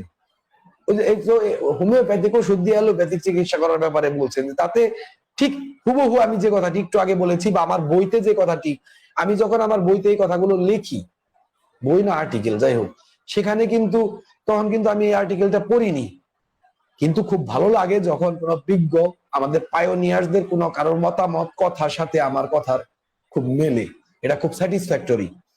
তো তিনি বলছেন যে এটার মধ্যে কি আছে, এই ট্র্যাডিশনাল মেডিসিনের চাইতে, মানে এই প্রচলিত অ্যালোপ্যাথিক মেডিসিনের চাইতে, আমি সহজভাবে বলছি, তার চাইতে ভালো ওটার মধ্যে কি আছে? একটু আগে যেটা বললাম, যে আপনি যখন হোমিওপ্যাথিক ওষুধ দিয়ে অ্যালোপ্যাথিক চিকিৎসা করবেন, তখন না করলেন আপনি হোমিওপ্যাথি, না করলেন অ্যালোপ্যাথি। তা আপনি ওটা অ্যালোপ্যাথির চাইতে ভালো কোন দিক দিয়ে? থেরাপিউটিক ট্রিটমেন্টই যদি করতে হয়, তাহলে তার জন্য তো অ্যালোপ্যাথি বেটার। থেরাপিউটিক ট্রিটমেন্টই যদি করতে হয় রোগ ধরে ধরে, যাই হোক। How often do we hear our own faithful patient say, আমরা কতবার শুনি আমাদের বিশ্বস্ত রোগীগণ বলেন, if we could not find a genuine homeopathic physician, I would call an allopath. আমি যদি একজন বিশুদ্ধ হোমিওপ্যাথিক চিকিৎসক না পাই, সত্যিকারের হোমিওপ্যাথিক চিকিৎসক না পাই, আমি অ্যালোপ্যাথির কাছে যাব। এটাও সত্য, যারা ক্লাসিক্যাল হোমিওপ্যাথিক ট্রিটমেন্ট করেন, আমিও শুনেছি আমার জীবনে বহুবার, আমিও শুনেছি এই কথাটি রোগীদের বলতে, যে আমি যদি একজন বিশুদ্ধ হোমিওপ্যাথিক চিকিৎসক না পাই, আমি অ্যালোপ্যাথির কাছে যাব। These are the patrons that know the difference. এরাই হচ্ছে সেই পৃষ্ঠপোষক যারা এই পার্থক্যটি জানেন। The patron know better than to trust a man who alternates the remedy, gives compound tablet and tincture. যারা মাদার টিংচার ব্যবহার করে, এইসব ট্যাবলেট ব্যবহার করে, মিশ্রণ মানে বিভিন্ন ওষুধের মিশ্রণ জাত টনিক, ট্যাবলেট এগুলো ব্যবহার করে, ওষুধ পরিবর্তন করে, এরকম অল্টারনেট করে, এই ওষুধ না এই ওষুধে, এটার পরে এটা খাবেন, এটার পরে এটা খাবেন, যে 5টা 10টা করে ওষুধ দেন সকাল দুপুর বিকাল, তাদের কথা বলছেন তিনি একদম পরিচ্ছন্নভাবে উল্লেখ করে। এদের বিশ্বাস করার চাইতে ভালো কিছু এই প্যাট্রনরা জানেন, প্যাট্রনের পৃষ্ঠপোষকরা, এই রুগীরা এই কাম করার চাইতে, এই যে এই লোকদের বিশ্বাস করার চাইতে ভালো কাজের কথা তারা জানেন, তা হচ্ছে অ্যালোপ্যাথদের বিশ্বাস করা পরোক্ষভাবে, এক হিসাবে প্রত্যক্ষভাবে। কি এর পরোক্ষভাবে? ডক্টর কেন্ট এখানে বলছেন এইসব ভণ্ড চিকিৎসকদের তুলনায় অ্যালোপ্যাথিক চিকিৎসক বেটার, এটাই বলছেন ডক্টর কেন্ট এখানে। এবং এটা রোগীরাও জানে, যাদেরকে তিনি প্যাট্রন পৃষ্ঠপোষক বলছেন, হোমিওপ্যাথির সমর্থনকারী বলছেন, ক্লাসিক্যাল হোমিওপ্যাথির স্বাদ যারা বুঝেছেন, যাদের কথা আমি একটু আগে বললাম, তিনি বলছেন যে এরাও জানে এটা, যে এই ভণ্ড হোমিওপ্যাথির চাইতে অ্যালোপ্যাথি ভালো। ইয়েট তবুও the AIH American Institute of Homeopathy definition permits, তবুও আমেরিকান ইনস্টিটিউট অফ হোমিওপ্যাথির সংজ্ঞা permits the fraudulent misinterpretation, জোয়াসরি মার্কা ভুল ব্যাখ্যাকে অনুমোদন দিয়েছে to pose as a genuine homeopathic physician, একজন বিশুদ্ধ প্রকৃত হোমিওপ্যাথিক ফিজিশিয়ান চিকিৎসকের স্বরূপ প্রকাশ করার ক্ষেত্রে বা পরিচয় প্রকাশ করার ক্ষেত্রে। ওই প্রথম সংজ্ঞাটি সম্বন্ধে বললেন। আজকে শেষ, আপনারা আসলে দীর্ঘ সময় ধরে আমার সাথে রয়েছেন, এখন আমি কমেন্ট সেকশনে চলে যাব, তবে যারা পুরোটা শুনেননি তারা কিন্তু একটু শুনে নেবেন, আশা করি আমাদের ইটুকু। আর গুরুত্বপূর্ণ নিঃসন্দেহে, বিশেষ করে যারা হোমিওপ্যাথ হতে চান, যারা এই গালাগালি গুলো খেতে না চান, শুনুন, আজকে মানুষ সচেতন। আপনি 2 নাম্বারি করে এই ভণ্ডামি গুলো করে বেশি দিন পার পাবেন না। মানুষ এখন অনেক বেশি সচেতন, কাজেই আপনাকে প্রকৃত ধারার হোমিওপ্যাথ হতেই হবে। এটা আমাদের অস্তিত্বের প্রশ্ন। এখানে আমরা যদি শক্ত ভিত্তি তৈরি করতে না পারি প্রকৃত ধারার হোমিওপ্যাথদের, তাহলে আমাদের অস্তিত্ব সংকটের মুখে পড়বে। তো কাজেই এই বিষয়গুলোকে গুরুত্ব দেবেন। এগুলো তো আমার কথা নয়, আমার কথাকে আপনি ফেলে দিতে পারেন, কিন্তু ডক্টর কেন্টের কথাগুলোকে আমাদের জানতে হবে। যাই হোক, আমি এবার আপনাদের কমেন্টসটুকু পড়ি। এখানে থেকে অনেক প্রশ্ন উঠে আসে, অনেক কথা উঠে আসে, যেগুলো নিয়ে আলোচনা করলে অন্যরা উপকৃত হন। এই কারণেই মূলত এখানে আসা, এবং আমি গুরুত্ব দিয়ে কমেন্টস গুলো পড়ি এই কারণে মূলত, যে একজনের একটা কোশ্চেন থেকে অন্য সবাই বিষয়গুলো জানতে পারে, যদি প্রাসঙ্গিক হয়। কিন্তু আজকের আলোচনার সাথে প্রাসঙ্গিক নয় এমন আলোচনা হলে হয়তো আমি নোট করে রাখবো, পরে একটা বিষয় ভিন্ন সময়ে ভিন্ন একটি আলোচনাতে হয়তো সেগুলো উল্লেখ করব। যাই হোক, যে আগে দিয়েছেন তারটা হয়তো পরে পড়া হয়, যে পরে দিয়েছেন তারটা আগে পড়া হয়, কাজেই এতে কেউ মনক্ষুণ্ণ হবেন না। আপনাদের প্রত্যেকের যাগুলো আমি এখন দেখতে পাবো সেগুলো উত্তর দেব, এবং যেগুলো দেখতে পাবো না সেগুলো আমি পরে উত্তর প্রয়োজন হলে দেব, অথবা পরবর্তীতে আমি সে ব্যাপারে যা করণীয় তা করব।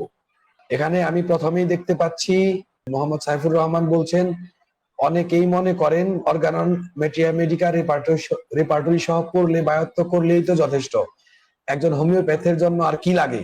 তাকে আপনি কি বলবেন? সে চিকিৎসা জীবনে কতটুকু সফল হবে? দেখুন, একটা রাস্তায় আপনি 2 ভাবে যেতে পারেন। একজন আপনাকে হাত ধরে টেনে নিয়ে গেল, আপনি গন্তব্যে পৌঁছলেন, গাড়িতে উঠলেন, গাড়িওয়ালা নিয়ে গেল, দ্যাটস ওকে। আরেকটা হচ্ছে আপনি রাস্তাটা চেনেন, জানেন, গাড়িওয়ালাকে ডিরেকশন দিয়ে আপনি নিয়ে যেতে পারেন। এই দুটোর মধ্যে একটু পার্থক্য রয়েছে। কথা হচ্ছে যে একটা একই কাজই আপনি জেনে বুঝে শুনে করতে পারেন, আরেকটি হচ্ছে অত না জেনে না বুঝে শুধুমাত্র বিশ্বাসের উপর ভরসা করেও করতে পারেন। অর্গানন মেডিকা রেপার্টরি সহ পড়ে অনেকে সফল প্রেসক্রিপশন করতে পারেন, কিন্তু আমি বলি কি, দেখুন, প্রত্যেকটি মানুষের জীবনই তো গুরুত্বপূর্ণ। আপনি 100 জন রোগীর মধ্যে 99 জনকেই ভালো করলেন, কিন্তু একজন ব্যক্তির জীবন আপনার সেই অন্যান্য জ্ঞানগুলো, আমি শুধু অ্যানাটমি ফিজিওলজি বলবো না, সমস্ত জ্ঞান যা কিছুই হোক না কেন, নৃতত্ত্ববিদ্যা হতে পারে, সমাজবিদ্যা হতে পারে, যাই আমাদের হোমিওপ্যাথির সাথে লাগে, সাইকোলজি হতে পারে, এই জ্ঞানের অভাবের কারণে মারা গেল, হাসরের মাঠে আপনি কি জবাব দেবেন? প্রথম কথা। দ্বিতীয় কথা হচ্ছে আপনি নিজের বিবেকের কাছে কতটুকু স্বচ্ছ থাকতে পারলেন, তার জন্য যা করণীয় তা যদি করতে না পারেন, আপনার নৈতিকতা কি হলো? সে একজন মানুষের জীবন হত্যা করার ক্ষমতা, অধিকার কি আপনার ছিল? চিকিৎসকদের বলছি, একটা মানুষ যখন আসে না একজন চিকিৎসকের কাছে, তার জীবন এবং জীবনটাকে নিয়ে চিকিৎসকের হাতে তুলে দেয়, এবং তার সম্পদও, জীবন তো দেয়, ব্যাংকে টাকা রাখলাম, এবার সেই টাকা রাখার জন্য টাকা দিচ্ছি, ব্যাপারটা অনেকটা এরকম দাঁড়ায়। তো এই কাজটা করে, আপনি তার সাথে তো গাদ্দারি করতে পারেন না। গাদ্দারি করতে না চাইলে কি করতে হবে? আপনার ব্যাংকের সিকিউরিটি বাড়াতে হবে, মেইনটেনেন্স বাড়াতে হবে, হিসাবপত্র খুব প্রখর করতে হবে, ভালো ম্যানেজার রাখতে হবে, তাই তো? তাই করুন। অনেক সময়ই আপনারা প্রেসক্রিপশন করলে, অনেক সময়ই আবার আপনারা যদি প্রেসক্রিপশন এই মেডিকা অর্গানন রেপার্টরি এগুলোর ভিত্তিতে প্রেসক্রিপশন করলে বহু সময় আছে সঠিক প্রেসক্রিপশন করতে পারবেন, রোগীও ভালো হবে। কিন্তু বহু সময় আপনি ভুল ডিরেকশন দিবেন, ভুল পদক্ষেপ নিবেন, অ্যাপ্রোচ বাছাইতে ভুল করবেন, রোগী মারা যাবে। এটা আমি দেখেছি আমার নিজের চোখে, তাই বললাম। তো আশা করি ব্যাপারটি স্বচ্ছ হয়েছে। আচ্ছা, এবার যদি স্বচ্ছ না হয়ে থাকে, খুব শীঘ্রই, অলরেডি আমি ভিডিওটা রেকর্ড করে পাঠিয়ে দিয়েছি, খুব শীঘ্রই এই ব্যাপারটি নিয়ে, এই বিশেষ ব্যাপারটি নিয়ে একটি খুব বিস্তৃত ভিডিও খুব শীঘ্রই প্রকাশ পাবে। অলরেডি তা রেকর্ড করে আমি পাঠিয়ে দিয়েছি। তো কাজেই আশা করি তখন সুস্পষ্ট হয়ে যাবে। সাইফুর রহমান সাহেব, আপনাকে ধন্যবাদ এত গুরুত্বপূর্ণ একটা কমেন্টস করার জন্য। এবং আমি বলবো আপনি সেই ভিডিওটি দেখবেন, তাহলে অনেকটাই স্বচ্ছ হবে সবকিছু। সবারই দেখা উচিত, সবারই স্বচ্ছ হবে। That's okay. মোহাম্মদ আব্দুল আলিম সাহেবের কমেন্টস দেখতে পাচ্ছি আমি এখানে। তিনি বলছেন, স্যার, মহৎ উদ্দেশ্য ও দায়িত্ব নিয়ে মৃত হোমিওপ্যাথিকে আবার জাগ্রত করার কাজে আত্মনিয়োগ করায় আপনার প্রতি আমরা নতুন শিক্ষার্থীরা চিরকৃতজ্ঞ। আপনারা সাড়া দিয়েছেন, এর জন্য আমি আপনাদের প্রতি কৃতজ্ঞ, বেসিক্যালি কৃতজ্ঞ। কারণ আমি একটা প্রচেষ্টা করছি, আমি একটা উদ্দেশ্য লক্ষ্য নিয়ে কাজ করছি। সেখানে যদি আমি সত্যিকার আপনাদের না পাই, যদি চায় এই জান্ডাটা কেউ তুলুক, প্রকৃত ধারার হোমিওপ্যাথিকে আবার আমি জাগ্রত করি, এই ইচ্ছাটা যদি কেউ পোষণ না করে, এই বাংলাদেশের কেউ করলো না, তাতে কি কতটা লাভ হবে? আমার সমস্ত প্রচেষ্টা, সমস্ত শ্রম ব্যর্থ। আমি 100 জন লোক চাই যারা সত্যিকারের হোমিওপ্যাথ, 100 জন লোক। এবং হয়তো এই ব্যাপারে আমি ভবিষ্যতে কোনো পদক্ষেপ নিতে পারি, ঠিক 100 জন লোকের জন্যই। দেখা যাক, লকডাউনের কারণে অনেক কাজই আসলে আমাদের প্রোগ্রামে বাস্তবায়ন করা হয়নি। মোহাম্মদ আব্দুল আলিম সাহেব, আপনাকে আন্তরিকভাবে ধন্যবাদ। আপনি কথাটা মন থেকে বলেছেন, আমি জানি। আমি কমেন্টসটা পড়েই বুঝতে পারছি। আমারও আপনার প্রতি মন থেকে কৃতজ্ঞতা এবং ভালোবাসা। মোহাম্মদ নুহু বলছেন, শাহিন ভাই, হোমিওপ্যাথির চিকিৎসা কি চুল পড়া রোগের ওষুধ আছে? মোহাম্মদ নুহু ভাই, হোমিওপ্যাথিতে মানুষের যা রোগ তার সবকিছুরই ওষুধ রয়েছে। হোমিওপ্যাথিতে বলা হয় স্বাভাবিক অবস্থা থেকে ব্যতিক্রম অবস্থাই হচ্ছে রোগ, এবং সেই ব্যতিক্রম অবস্থা থেকে স্বাভাবিক অবস্থায়, বিচ্যুত অবস্থা থেকে স্বাভাবিক অবস্থায় ফিরে আনাটি হচ্ছে চিকিৎসা। তো হোমিওপ্যাথি সেই কাজটি যেহেতু করে, এর চিকিৎসা রয়েছে। তবে বিষয়টা কিন্তু আজকের আলোচনার সাথে অত বেশি প্রাসঙ্গিক নয় বলে আজকে এই ব্যাপারে বিস্তারিত ঢুকছি না। মোহাম্মদ সাইফুর রহমান আরেকটি কমেন্টস করেছেন, হোমিওপ্যাথির নলেজ অফ মেডিসিন আর অ্যালোপ্যাথির নলেজ অফ মেডিসিন আলাদা, তাই ডক্টর কেন সংজ্ঞাটি বিরোধিতা করেছেন। একদম অ্যাবসলিউটলি রাইট, অবশ্যই তাই, অবশ্যই তাই। দেখুন, এখানে তিনি বলেই দিয়েছেন যে আমি অ্যানাটমি, ফিজিওলজি, বায়োকেমিস্ট্রি এগুলো নিয়ে কথা বলছি না, কারণ ওটা সবারই এক। কিন্তু মেডিসিন, ঔষধ প্রয়োগ, থেরাপিউটিক্স এগুলো আলাদা। তো কাজেই সেটা জানবো আগে, তারপর আমার হোমিওপ্যাথি জানতে হবে, এটা বিরোধিতা করেছেন ডক্টর সাইফুর রহমান। ধন্যবাদ আপনাকে ব্যাপারটিকে সুস্পষ্ট হাইলাইট করার জন্য। মোহাম্মদ আব্দুল আলিম বলছেন, হোমিওপ্যাথি দিয়ে অ্যালোপ্যাথিক চিকিৎসা, এই টপিকে হোমিও ডাইজেস্টের ইউটিউব চ্যানেলে আপনার একটা ভিডিও দিলে ভালো হয়। যদিও অনেকে জানে, কিন্তু তারপর সংখ্যাগরিষ্ঠের কথা চিন্তা করে একটু আলোচনা করবেন। হোমিওপ্যাথিকে বাঁচিয়ে রাখতে অনেক সময় এই বিষয়টি জানা প্রয়োজন, কারণ অনেক সময় রোগীরা অস্থির হয়ে হাতছাড়া হয়ে যায় এবং হোমিওপ্যাথি বদনাম করে থাকেন। চমৎকার একটি প্রস্তাবনা, এবং আপনি বলেছেন অবশ্যই আমি এটি করবো। আমি এটা নোট করে রাখছি, এক্ষুনি নোট করে রাখছি যে এই টপিকটি নিয়ে আমি কথা বলবো। এটা আব্দুল আলিম সাহেবকে ধন্যবাদ আন্তরিকভাবে, আপনি এত সুন্দর একটা কমেন্টস করেছেন বলে। নূর আলম সাহেব বলছেন, good discussion sir, join from Savar homeopathic medical college and hospital, Savar, Dhaka. Thank you. আচ্ছা, আপনি যাই হোক শিক্ষকতার সাথে হয়তো জড়িত, মাশাআল্লাহ। আপনার মূল্যায়ন অবশ্যই আমার কাছে গুরুত্বপূর্ণ। আপনি হোমিওপ্যাথিক কলেজ, একটি মেডিকেল কলেজের সাথে যুক্ত, এবং আপনার ভালো লেগেছে জেনে আমারও ভালো লাগছে। এটা ভালো ডিসকাশন জেনে। ডাক্তার জাকির হোসেন বিএইচএমএস বলছেন, ধন্যবাদ স্যার, হোমিওপ্যাথিক চিকিৎসা বিজ্ঞানকে আরো অনেক দূর এগিয়ে নিয়ে যাবেন সেই প্রত্যাশা। ডাক্তার জাকির হোসেন স্যার আমাদের একজন শিক্ষক, তার মাধ্যমে আমরা কিন্তু অনেক কিছু শিখতে পারছি, এবং তিনিও দক্ষতার সাথে আমাদের অ্যানাটমির বিষয়টি বুঝিয়ে বলেন হোমিও ডাইজেস্টে। অত্যন্ত চমৎকার একজন মানুষ, এবং তার মূল্যায়নকে আমি মূল্যায়ন করি। প্রত্যাশার ব্যাপারটিতে বলবো যে শুধু আমি একা চেষ্টা করলে হবে না, আমি একা চেষ্টা করলে হবে না, 100 জন লাগবে, আমি একটু আগে বলেছিলাম। তো হোক না, আপনি আছেন, আমি আছি, এভাবে আরো 98 জন থাকলে হবে। আমাদের আন্তরিক প্রচেষ্টার মাধ্যমে হবে। তো আপনিও তো এগিয়ে নিয়ে যাবেন, আমিও এগিয়ে নিয়ে যাবো ইনশাল্লাহ, সম্মিলিত চেষ্টায়। কোনোদিনও একা এই বিরাট কাজটি হয়নি, কোনোদিন হবেও না। শুরু করা যায়, ডাক্তার কেন্ট শুরু করেছিলেন তার সময়, ডাক্তার হানিম্যান শুরু করেছিলেন তার সময়ে। ধন্যবাদ জাকির স্যার, আপনার আপনার গুরুত্বপূর্ণ এই কমেন্টসটির জন্য। সালজার রহমান সাবু বলছেন, করোনা বিষয়ে আপনার আপডেট লাইভ কবে করবেন? কয়েকদিন আগে একটা লাইভ করেছি করোনা বিষয়ে, আপনি হয়তো দেখেছেন। করা যায় একটা আপডেট লাইভ, আমি নোট করে রাখছি, দেখি কবে, যেহেতু ঠিক করিনি কবে করব। আর আরো কেউ যদি কমেন্টস করেন যে করোনার ব্যাপারে কোনো বিশেষ ব্যাপারটিতে আপনাদের কোনো আগ্রহ থাকে জানার, তবে হ্যাঁ, রিসেন্টলি কিন্তু আমাদের হোমিও ডাইজেস্ট থেকে করোনার একটা, এই কয়েকদিন আগে, 3-4 দিন আগে কিন্তু একটা লাইভ বেরি হয়েছে, সেটা আপনি আপাতত দেখে নিতে পারেন। খুব সুন্দর মানে ডেসক্রিপশন দিয়ে আলোচনাটি হয়েছে, আমি করিনি, ডক্টর ফায়েক এনাম স্যার করেছেন, সেটা আপনি দেখে নিতে পারেন আপাতত। দেন আবার যদি সুযোগ হয় ইনশাল্লাহ আমিও করব, মানে প্রয়োজন মনে করলে।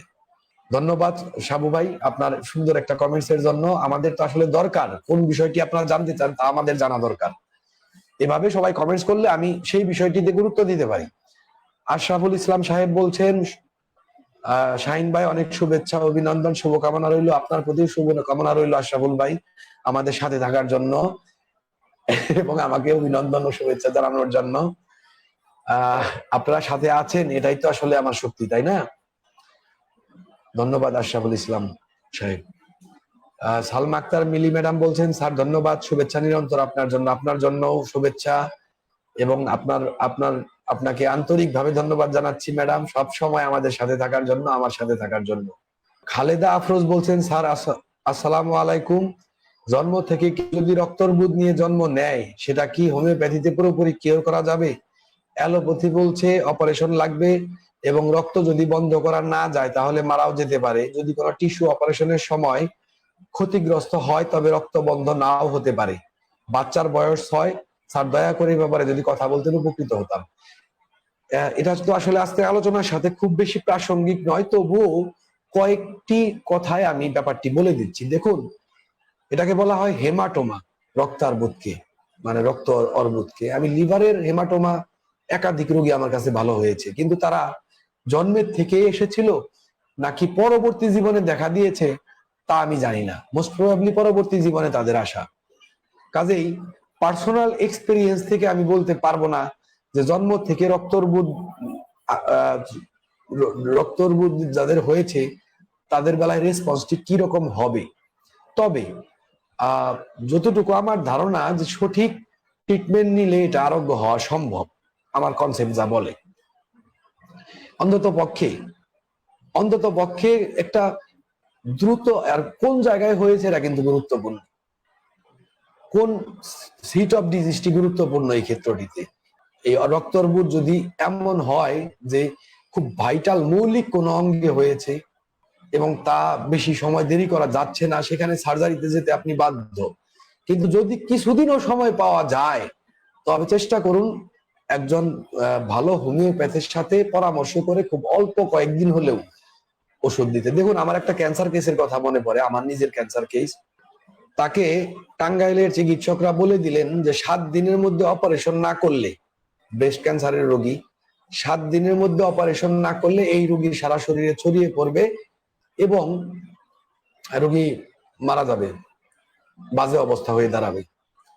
তো আমার কাছে যখন আসলেন আমি তাকে বললাম, ঠিক আছে আপনারা অপারেশনের প্রস্তুতি নিন। আসলেও তো তাই, ক্যান্সার মেটাস্টাসিস হয়ে গেলে পরে বিধিকিচ্ছিরি অবস্থা, তার মধ্যে ব্রেস্ট ক্যান্সার। তো তাকে আমি বললাম যে আপনি এক কাজ করুন, আপনারা অপারেশনের টাকা পয়সা আলোচনা সবকিছু ওকে করুন, আমি 7 দিনের ওষুধই দিচ্ছি। যদি এই 7 দিনের মধ্যে উন্নতি আসে তাহলে তো রোগী আরেকটু ভালো, তাহলে 7 দিনের জায়গায় আমি আরো 15 দিন সময় পাবো এবং তারপর আমি 15 দিনের ওষুধ দিব, আপনারা পেন্ডিং করবেন, দেন আরো ভালো হলে আরো পরে অপারেশনের চিন্তা করবেন। এইভাবে শুরু করলাম এবং রোগীকে ট্রিটমেন্ট করলাম আমি 2 বছর। এই 2 বছরে সেই অ্যালোপ্যাথিক চিকিৎসক যিনি বলেছিলেন, তিনি আশ্চর্য হয়ে রোগীকে খবর পাঠিয়েছেন যে এই অপারেশন না করে এই রোগী কিভাবে ভালো আছে তাকে দেখার জন্য খবর পাঠিয়েছেন, এবং পরবর্তীতে তার চাচা যখন ক্যান্সারে আক্রান্ত হয়, ফুসফুসের ক্যান্সারে, সেই অ্যালোপ্যাথিক ডাক্তারের সেই চাচাকে আমার চিকিৎসার অধীনে থাকার পরামর্শ দিয়েছিলেন। তো যাই হোক, সেই রোগীর ব্যাপারে বলছি, অনেকের কিউরিওসিটি থাকতে পারে। সেই রোগীর এমনিতে ক্যান্সারাস প্রিডিসপোজিশন ভালো হয়ে যায়, কিন্তু যে অংশটুকু ব্রেস্টের নষ্ট হয়ে গিয়েছিল সেটুকু পুরোপুরি এত ভিতরে এত বেশি পরিমাণে হয়েছিল যে সেটুকু সার্জারির মাধ্যমে রিমুভ করতে হয়। কিন্তু রোগী ভালো, এখন বর্তমানে রোগী সুস্থ, এখন বেঁচে আছে, খুব ভালো মতোই আছে। এবং ব্রেস্ট ক্যান্সারের রোগীদের যা হয় যে বারবার ক্যান্সার দেখা দেওয়ার প্রবণতা, তার মধ্যে আর তা ঘুণাক্ষরেও হয়নি। আজ কয়েক বছর হয়ে গেছে, প্রায় 4 থেকে 5 বছর। যাই হোক, আশা করি আপনার প্রশ্নটির উত্তর পেয়েছেন।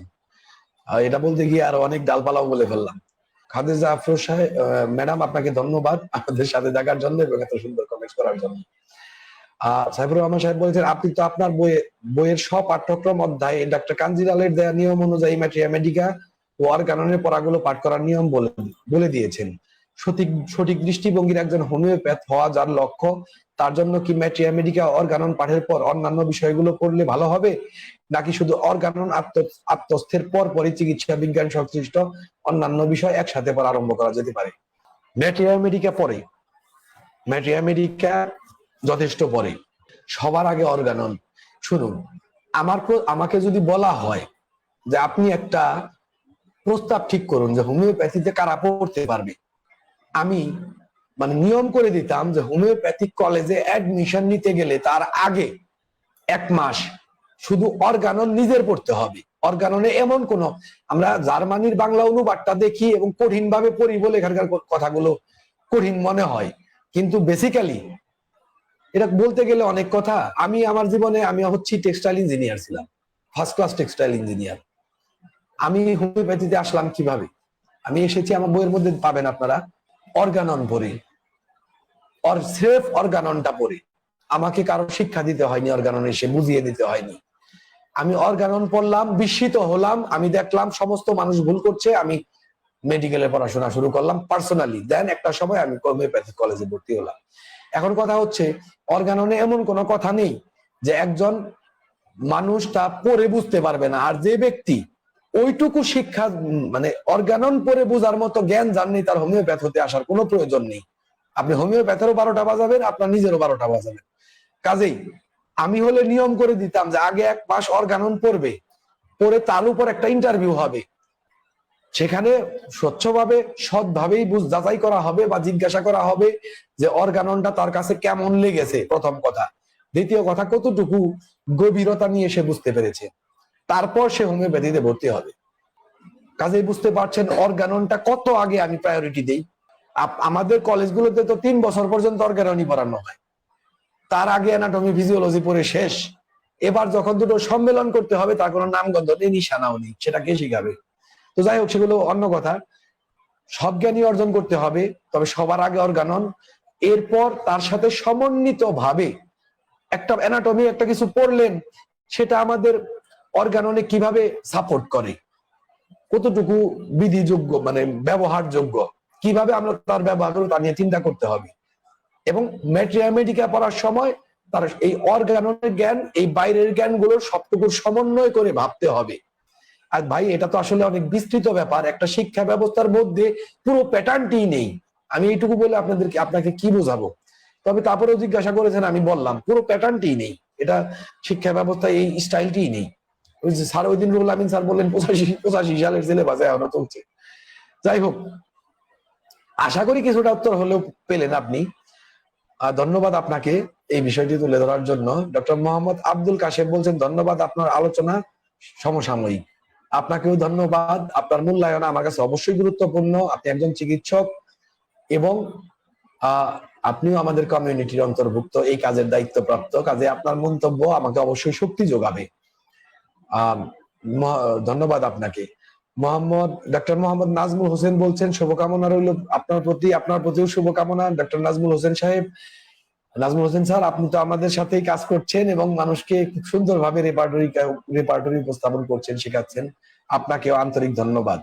দেবশ্রী রায় বলছেন, স্যার কিভাবে হোমিওপ্যাথিক ও শুদ্ধি অ্যালোপ্যাথিক চিকিৎসা করা যায়? এই বিষয় নিয়ে আলোচনা করার অনুরোধ রইল স্যার অন্য একটা ক্লাসে। দ্যাটস ওকে, আমি অবশ্যই আলোচনা করবো। এই যে দুটো কমেন্টস পেয়েছি, কাজেই এই ব্যাপারটি অবশ্যই আমাকে গুরুত্বের সাথে নিতে হবে। অনেকেই জানেন ব্যাপারটি, অনেকেই জানেন এটা আসলে একটা বোধের ব্যাপার, কনসেপ্টের ব্যাপার, অনেকেই জানেন, কিন্তু আবার আমাদের শিক্ষার্থীদের কাছে, আমাদের অনেক চিকিৎসকের কাছে ব্যাপারটি সুস্পষ্টতার দরকার রয়েছে। জুয়েল রানা সাহেব বলছেন ধন্যবাদ সুন্দর আলোচনার জন্য। দেবশ্রী রায় এবং জুয়েল রানা দুজনকেই আন্তরিকভাবে ধন্যবাদ জানাচ্ছি আপনাদের এই সমর্থন এবং মন্তব্যের জন্য। খাদিজা আফরোজ বলছেন স্যার পুরো সপ্তাহ আপনার ক্লাসের অপেক্ষায় থাকি, আপনার সহজ করে বোঝানোর জন্য ধন্যবাদ। আমাদের সামনে এগিয়ে নেবার ব্যাপারে আপনার প্রচেষ্টার জন্য সেলুট স্যার। নতুনরা শিখতে চায়, প্রকৃত শিক্ষকের বড়ই ভাব আমাদের সমাজে। রাইট, অ্যাবসলিউটলি রাইট, এটা আপনার সাথে আমি একমত। কারণ একদিন আমিও স্টুডেন্ট ছিলাম এবং প্রকৃত শিক্ষকের অভাবটা আপনি বিশ্বাস করতে পারবেন না। আমার মূল শিক্ষক যিনি দুনিয়া থেকে 2012 সালে চলে যান, তিনি চলে যাওয়ার পর আমার সেই শিক্ষার ধারাবাহিকতাটি রক্ষা করে যাওয়ার জন্য 2012 থেকে 2019 পর্যন্ত 7 বছর আমি শিক্ষক খুঁজেছি। পড়াশোনাও করেছি নিজের মতো করে, কিন্তু শিক্ষকও খুঁজেছি যে কে এর পরের হালটি ধরতে পারবে। বাংলাদেশে আমি তা গ্রহণ করতে পারিনি। অনেকেই যোগ্য আছে, না অযোগ্য নেই তা আমি বলবো না, কিছু ব্যাপার থাকে। কারণ আমি শিক্ষক বলতে শুধুমাত্র পুঁথিগত বিদ্যা যে শেখাবে তাকেই মনে করি না। আমি মনে করি তার নৈতিক, তার আত্মিক দিকেরও পূর্ণাঙ্গতা থাকা চাই। আমার শিক্ষক হিসেবে আমি যাকে গ্রহণ করব তার এই সবগুলো বিষয় থাকতে হবে। তা যেহেতু পাইনি, কাজে সেভাবে শিক্ষককে গ্রহণ করতে পারিনি। চিকিৎসক হিসেবে বা এমনি প্রার্থী হিসেবে, শিক্ষক হিসেবে তাদের যোগ্যতা আছে, এ ব্যাপারে আমার কোনো সন্দেহ নেই। বহুভাবে আমি বহুজনকে পরীক্ষাও করেছি শিক্ষক হিসেবে গ্রহণযোগ্য কিনা। যাই হোক, আমি যেখানে আমার সম্পূর্ণ আত্মসমর্পণ দান করব সেখানে আমি হালকা ভাবে নেব না, এটা স্বাভাবিক ব্যাপার। আমার কাছে শিক্ষক অনেক বড় জিনিস। যাই হোক, আপনি পুরো সপ্তাহে আগ্রহে থাকেন, আসলে এই ক্লাসটা আমারও খুব পছন্দের। আমিও এই ক্লাসটি আগ্রহে থাকি সত্যিকার অর্থেই। কিন্তু দেখুন, অন্যান্য অনেক কাজ করতে হয় বলে আসলে এটা আমি আর বেশি করতে পারি না। যদি পারতাম তাহলে আমি এটা সপ্তাহে আরো একাধিকবার করতাম। তো যাই হোক, ধন্যবাদ আপনার এই আন্তরিকতা, আপনার এই উপস্থাপনাটির জন্য, গুরুত্বপূর্ণ কথাটি। আমিও জানি নতুনরা শিখতে চায়। আপনাকে আন্তরিকভাবেই ধন্যবাদ এই সুন্দর কমেন্টসটির জন্য। মোহাম্মদ সাইফুর রহমান বলছেন ক্যাথারটিক্স কি এবং এর কাজ কি, কেউ যদি বলতেন। ক্যাথারটিক্স হচ্ছে জোলা, মিল্ক অফ ম্যাগনেসিয়া খান না, মিল্ক অফ ম্যাগনেসিয়া, কষা হলে কোষ্ঠকাঠিন্য দেখা দিলে মিল্ক অফ ম্যাগনেসিয়া হচ্ছে এক ধরনের জোলা, অর্থাৎ কষাকে দূর করার জন্য যা খাওয়া হবে। এমনি আয়ুর্বেদী ইউনানি এগুলোতে হয়তো ওই যে জামাল গোটা আমরা যাকে বলি তাকে রিফাইন করে একটা প্রসেসে ব্যবহার করা হয় কোনোটায়, ওটাও জোলাপ। যাই হোক, আপনার পায়খানা করার জন্য অনেকের কোষ্ঠকাঠিন্য থাকে, সেই পায়খানা হওয়ার জন্য কৃত্রিম ভাবে যে ওষুধগুলো প্রয়োগ করা হয় সেগুলোই জোলাপ বা ক্যাথারটিক্স। রাসেল নিপুণ স্যার বলছেন শুভকামনা ভাইজান। রাসেল নিপুণ স্যারকেও অসংখ্য আন্তরিক ভাবে ধন্যবাদ। রাসেল নিপুণ স্যার কিন্তু অর্গানন নিয়ে আমাদের হোমিওপ্যাথিক কমিউনিটিতে অবদান রাখছেন, তিনি কাজ করছেন এবং অত্যন্ত গুরুত্বপূর্ণ কাজ করছেন তিনি, রাসেল নিপুণ স্যার।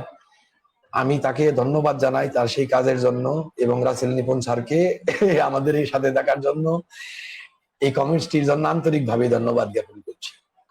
শফিকুল ইসলাম বলছেন এখনো হোমিওপ্যাথিকে ধ্বংস করার ওই প্রক্রিয়া চলছে বাংলাদেশ সহ সারা বিশ্ব।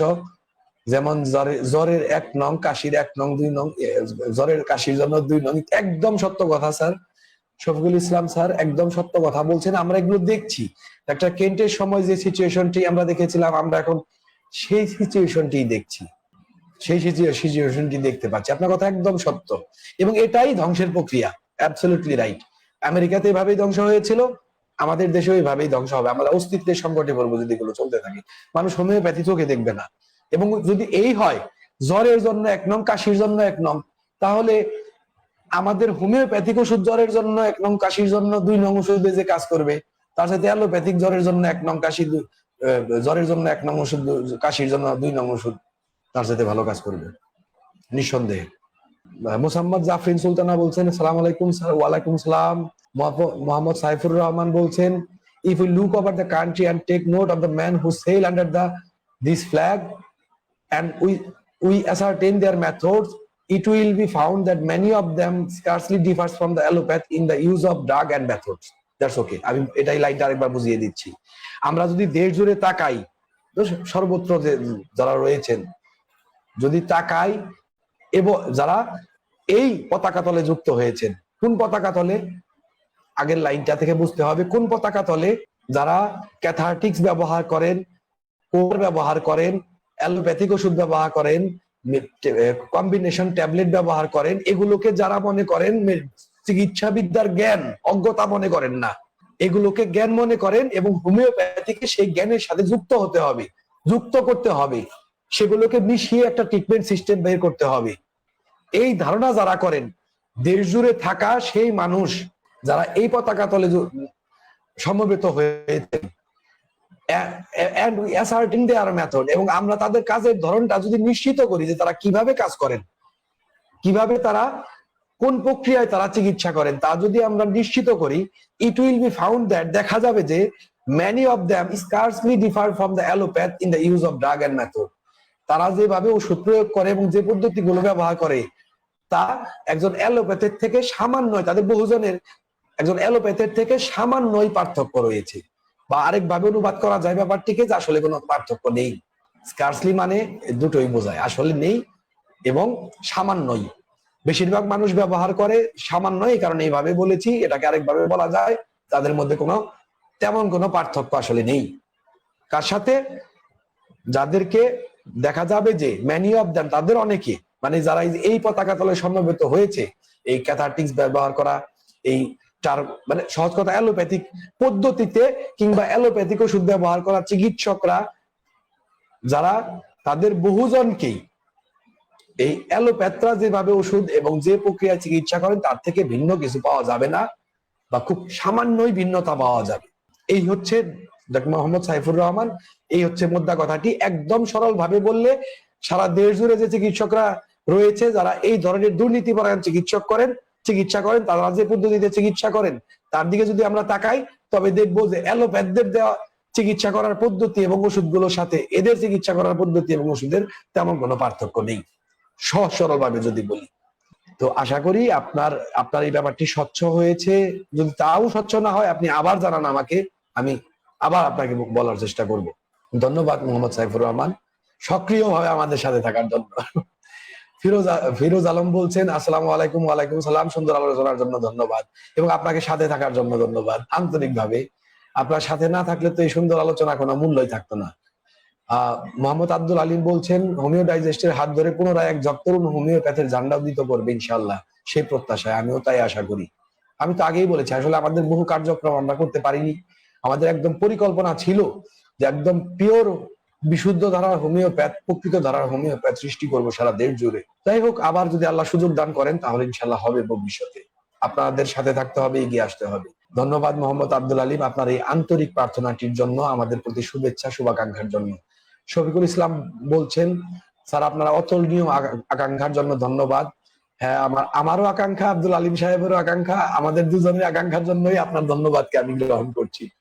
আপনাকেও ধন্যবাদ শফিকুল ইসলাম সাহেব, অবশ্যই এটা আপনারও আকাঙ্ক্ষা। প্রদীপ কুমার কর বলছেন শুভকামনা। প্রদীপ কুমার কর স্যার, আপনাকেও শুভকামনা। মোহাম্মদ সাইফুর রহমান, জাজাকাল্লাহ স্যার, শুক্রিয়া। আজকে পড়াটা হোমিওপ্যাথির সঠিক দর্শনের জন্য একটা সুন্দর লেখা ছিল, আপনার কষ্টের জন্য ধন্যবাদ। আমার কষ্ট কোনো ফ্যাক্ট নয়, আপনাদের ভালো লাগছে এবং সত্যিকারে আপনাদের কাজে লাগছে, এটা হচ্ছে আমার জীবনের সার্থকতা। আমি কষ্ট করলেও একটা সময় মারা যাব, আমি যদি কষ্ট নাও করি তবুও একটা সময় মারা যাব। কষ্ট করলে সুস্থ অবস্থায় মারা যাব, কষ্ট না করলে ডায়াবেটিস হয়ে মারা যাবো, কিন্তু মারা তো যেতে হবে। তো কাজেই তার আগে যদি কিছু আপনাদের সহযোগিতা হয়, এটাই হচ্ছে আমার সার্থকতা। আর আজকে লেখান, আজকে পড়া না শুধু, সামনে আরো পড়া আসছে মারাত্মক মারাত্মক। আপনারা উপস্থিত থাকেন, দেখুন না আমি সামনে কি আলোচনাগুলো আসছে। আসলে কেন্টের লেজার রাইটিংস সম্বন্ধে পড়তে পড়তে যারা আমাদের হোমিওপ্যাথ আছেন, তারা যদি প্রত্যেকটি পর্ব এটা লক্ষ্য করেন, তাহলে হোমিওপ্যাথের অনেক ফিলোসফি, খুঁটিনাটি ব্যাপার, অনেক কিছু ম্যাথমেটিক্যাল, আমাদের প্রিন্সিপালস এর অনেক কিছু সম্বন্ধে একদম সাবলীল দক্ষতা এসে যাবে। বইয়ের তো অর্ধেকও যেতে পারিনি। ধন্যবাদ সাইফুর রহমান সাহেব, আপনার ভালো লেগেছে জেনে আমি আনন্দিত আসলে। আপনাকে ধন্যবাদ। আমেনা আক্তার বলছেন, আসসালামু আলাইকুম স্যার, ওষুধ নির্বাচনে শীত কাতর গরম কাতর ঠিক করে ওষুধ দেওয়া হয়, জানালে ভালো হয়। সুন্দর আলোচনার জন্য জাযাকাল্লাহ, শুকরিয়া। আজকে তো শীত কাতর গরম কাতর আলোচনাটি নয়। আচ্ছা, আমি এটা নোট করে রাখছি। ওষুধ নির্বাচনে ব্যক্তির কাতরতা, তাপমাত্রা কাতরতা, এই নামে আমি নোট করে রাখছি। ইনশাল্লাহ এটা নিয়ে আমি একটা আলাদা ভিডিওই করব, কারণ এটা প্রাসঙ্গিক নয় আসলে। আর এত সংক্ষেপে আলোচনাটি করলে বিশাল ভুল হয়ে যাবে। কারণ আসলে শীত কাতর এবং গরম কাতর নিয়ে বিরাট কনফিউশন মানুষের মধ্যে রয়েছে, আমাদের হোমিওপ্যাথদের মধ্যে রয়েছে। এবং এটাকে সঠিকভাবে না বুঝলে বহু বহু ভুল হয়, বহুজন ভুল করেন। সিম্পলি একটা কথা বলছি, মোস্ট অফ দা চাইল্ড গরম কাতর, এবং তাদের কাছে তাদের সেই গরম কাতর অবস্থা থাকা সত্ত্বেও শীত কাতর ওষুধ একদম জেনারেলি ব্যবহার করা যেতে পারে। এটা কোনো ফ্যাক্ট নয়।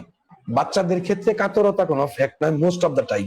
এখন কথা হচ্ছে, কিন্তু আমাদের বহু চিকিৎসক, খুব সিরিয়াস চিকিৎসক, বাচ্চাদেরও শীত কাতরতা গরম কাতরতা খোঁজেন এবং গরম কাতর বাচ্চা পান স্বাভাবিকভাবেই, এবার তাকে শীত কাতর ওষুধ গুলো দেন না। সাইলেশিয়া তাকে জীবনেও প্রেসক্রিপশন করবে না, যদিও সে সাইলেশিয়ার পেশেন্ট। বহু সাইলেশিয়া, ক্যালকেরিয়া, গরম কাতর সাইলেশিয়া মানে বাচ্চাদের মধ্যে আমার কাছে ভালো হয়েছে। কাজে এটা সংক্ষিপ্ত আলোচনার বিষয় নয়। আমি এটা নিয়ে পরবর্তীতে আমি নোট করে রাখছি। যাই হোক, আমার এখানে যে কমেন্টস গুলো ছিল সেই কমেন্টস এর একদম শেষ কমেন্টসটিতে এসে, আচ্ছা, ফারিহা তাসনিম, আরো দুটো কমেন্টস আমি পেয়ে গেলাম। ফারিহা তাসনিম বলছেন, তিনি নিয়মিত আমাদের সাথে থাকেন, আপনি আজকে নেই বলে কিন্তু আমি একটু আশ্চর্যই হয়েছিলাম। আসসালামু আলাইকুম স্যার, আজকে লাইভ আমি মিস করেছি, একটা অনলাইন এক্সাম ছিল তাই। ইনশাআল্লাহ এটা করছি, দ্যাটস ওকে। আর মিস তো করেননি, পেয়ে গেছেন আমাকে। কাজে মিস হয়নি, আসলে একদম মিস হয়নি। তবে অবশ্যই রেকর্ডটা শুনে নেবেন। আমি চাই যে আপনারা ধারাবাহিকভাবে এগুলো শুনেন, কেন্টের আলোচনাগুলো ধারাবাহিকভাবে শুনুন।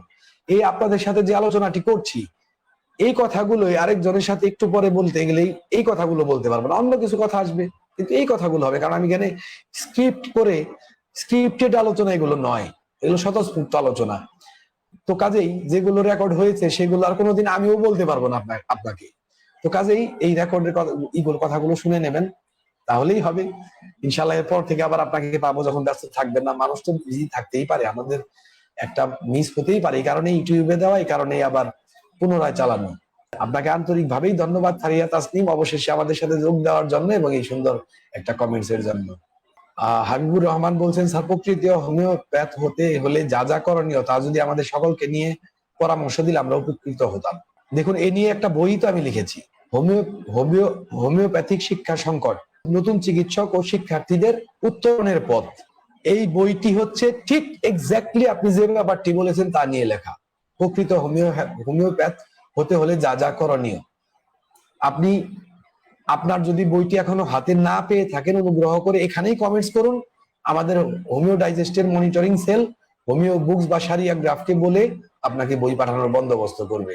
যদি আপনার সত্যি তা জানতে আগ্রহ হয়, আমি সারা বাংলাদেশের মানুষকে তা বলে দিয়েছি। আমাদের সকলকে নিয়ে পরামর্শ তো আমাদের সারা বাংলাদেশের সমস্ত মানুষকে নিয়ে দিয়ে দিয়েছি পরামর্শটি। ধন্যবাদ হাবিবুর রহমান সাহেব, আপনার আন্তরিকতা আসলে এই কথাটি উত্থাপন করিয়েছে এখানে। That's okay. আমি এই কাজটি আগে করে নিয়েছি, কারণ আমি এখানে একটু একটু বক্তৃতা দেবো, একটু একটু আলোচনা করব। কেউ যদি চায় যে সে পূর্ণাঙ্গটা কিভাবে আয়ত্ত করবে, সেটা বুঝে নেবে, তাহলে কি কেমন হবে, তাহলে যেমন হবে সেটা আমি বইতে আগে দিয়ে নিয়েছি। কেউ যদি চাই বইটি সংগ্রহ পড়ুক, উপকৃত হবে ইনশাল্লাহ। ধন্যবাদ হাবিবুর রহমান সাহেব।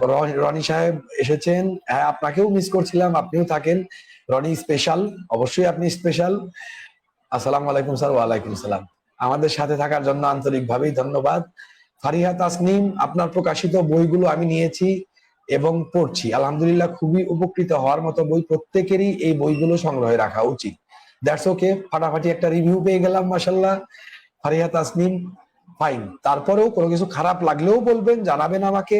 আমি ভবিষ্যতে সংশোধন হব, কোনো কিছুর ঘাটতি থাকলে আমি আপনাদের তা পূর্ণ করে দেওয়ার চেষ্টা করব। এবং এক্সপ্লেনেশন দেওয়ার মতো হলে একদম পরিচ্ছন্নভাবে লিখে রিভিউ দিবেন, তাতে আমি আরো মানুষ জানতে পারবে বইগুলোতে কি আছে, কিভাবে আপনি উপকৃত হলেন, এবং তাদের যদি সেই প্রয়োজনটি থাকে তারাও বইগুলো সংগ্রহ করতে পারবে। ধন্যবাদ ফারিহা তাসনিম, চমৎকার আমার বই সম্বন্ধে বলেছেন। বলতে গেলে আমার সন্তান সম্বন্ধে বলেছেন যে আমার সন্তানের একটু নাক চোখ মুখ কান খুব ভালো সুন্দর, কার না আনন্দ লাগবে, অবশ্যই আমি আনন্দিত হয়েছি, দ্যাটস ওকে।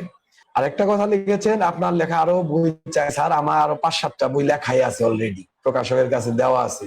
সেই বইগুলো আমি বলছি, আমি একদম বুক ফুলিয়ে বলছি, মাথা ঘুরিয়ে দেওয়ার মতো, মাথা ঘুরিয়ে দেওয়ার মতো বই আছে। সেগুলো আসছে সামনে, যদি আল্লাহ রহম করেন। আমি যদি মারাও যাই, আল্লাহ না করে, আমার যতটুকু দায়িত্ব আছে তা করে আমি দুনিয়া থেকে যাবো, এটাই আমার প্রত্যাশা। যদি আমি দুনিয়াতে এখন নাও থাকি, তবুও আপনারা বইগুলো পাবেন বলে আমি প্রত্যাশা ব্যক্ত করি। কারণ আমি যদি, আমার প্রকাশক না ছাপালে আমার ফ্যামিলি ছাপাবে, সমস্যা নেই, আপনারা বইগুলো পাবেন। এবং সেই বইগুলো অনেক বেশি মৌলিক, অনেক বেশি গুরুত্বপূর্ণ, একটা ফিলোসফির উপর লেখা, আরো কিছু গুরুত্বপূর্ণ, সেগুলো নিয়ে পরে কথা বলবো ইনশাল্লাহ। ধন্যবাদ ফারিয়া তাসনিম, আপনার আকাঙ্ক্ষাটির জন্য, এটা আমরা চাই। তাসনিম বলছেন কোভিড নিয়ে আপনার বইটা দেখলেই শান্তি। আলহামদুলিল্লাহ, রাইট। কোভিড নিয়ে বইটা দেখলেই শান্তি, এর পিছনে কিন্তু আমি প্রকাশক এবং আমার প্রকাশনা সংস্থাকে ক্রেডিটটা দেব। বাংলাদেশে হোমিওপ্যাথের এই মানের বই অন্য কোন প্রকাশনায় ধারে কাছেও যেতে পারেনি, ধারে কাছেও না। ওখানে ডকুমেন্টেড কোভিড-19 এর বইগুলো একদম ডকুমেন্ট সহ দিয়েছি, রোগীর ডকুমেন্টস, আমি হোমিওপ্যাথির জন্য কি কি, কোভিড-19 নিয়ে কি কি করেছি তার ডকুমেন্টস। এটা যদি আমাদের হোমিওপ্যাথরা করতো, তাহলে আমাদেরকে অবহেলা করার ক্ষমতা খুব কম মানুষেরই থাকতো। একটা ম্যাগাজিন পর্যন্ত বের হয়নি, আমাদের হোমিওপ্যাথরা বের করতে পারেনি এখন পর্যন্ত। সংগঠন তো বাংলাদেশে কম না। বিভিন্ন জনের চিকিৎসা নিয়ে, এক একজন চিকিৎসক নিয়ে, চিকিৎসক কিভাবে চিকিৎসা করছে, খারাপ লাগলে ওটাও বলবেন, পরের সংস্করণে আমি আমার নিজেকে সংশোধন করে নেব। ধন্যবাদ। হ্যাঁ, আপনি শিক্ষার্থী সংকট বইটি সংগ্রহ করে নিন, আমি বলছি আপনি ঠকবেন না ইনশাল্লাহ। মোহাম্মদ সাইফুর রহমান সাহেব বলছেন, in their ignorance they use drugs in the same crude form as they were used for proving, whereas the sick man who has the corresponding symptoms is 1,000 times more sensitive than was the prover। এখানে কি অসুস্থ ব্যক্তিকেও prove করা হচ্ছে, ও প্রুভার নিজেও করছে? না না, এখানে অসুস্থ ব্যক্তি প্রুভ করছে না, ভালো মতো বুঝে নিন।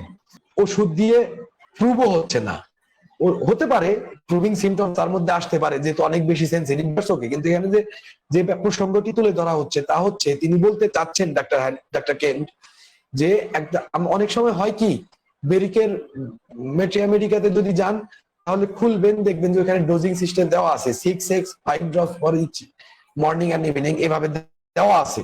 আসলে আমি যতদূর জানি, যদিও ডকুমেন্ট নিয়ে খোঁজাখুঁজি করিনি, আসলে আমি যতদূর জানি, এটা ডাক্তার বেরিক যে ফোরেন্সিতে যে প্রুভ করেছিলেন তা সেখানে উল্লেখ করে এটা করেছিলেন।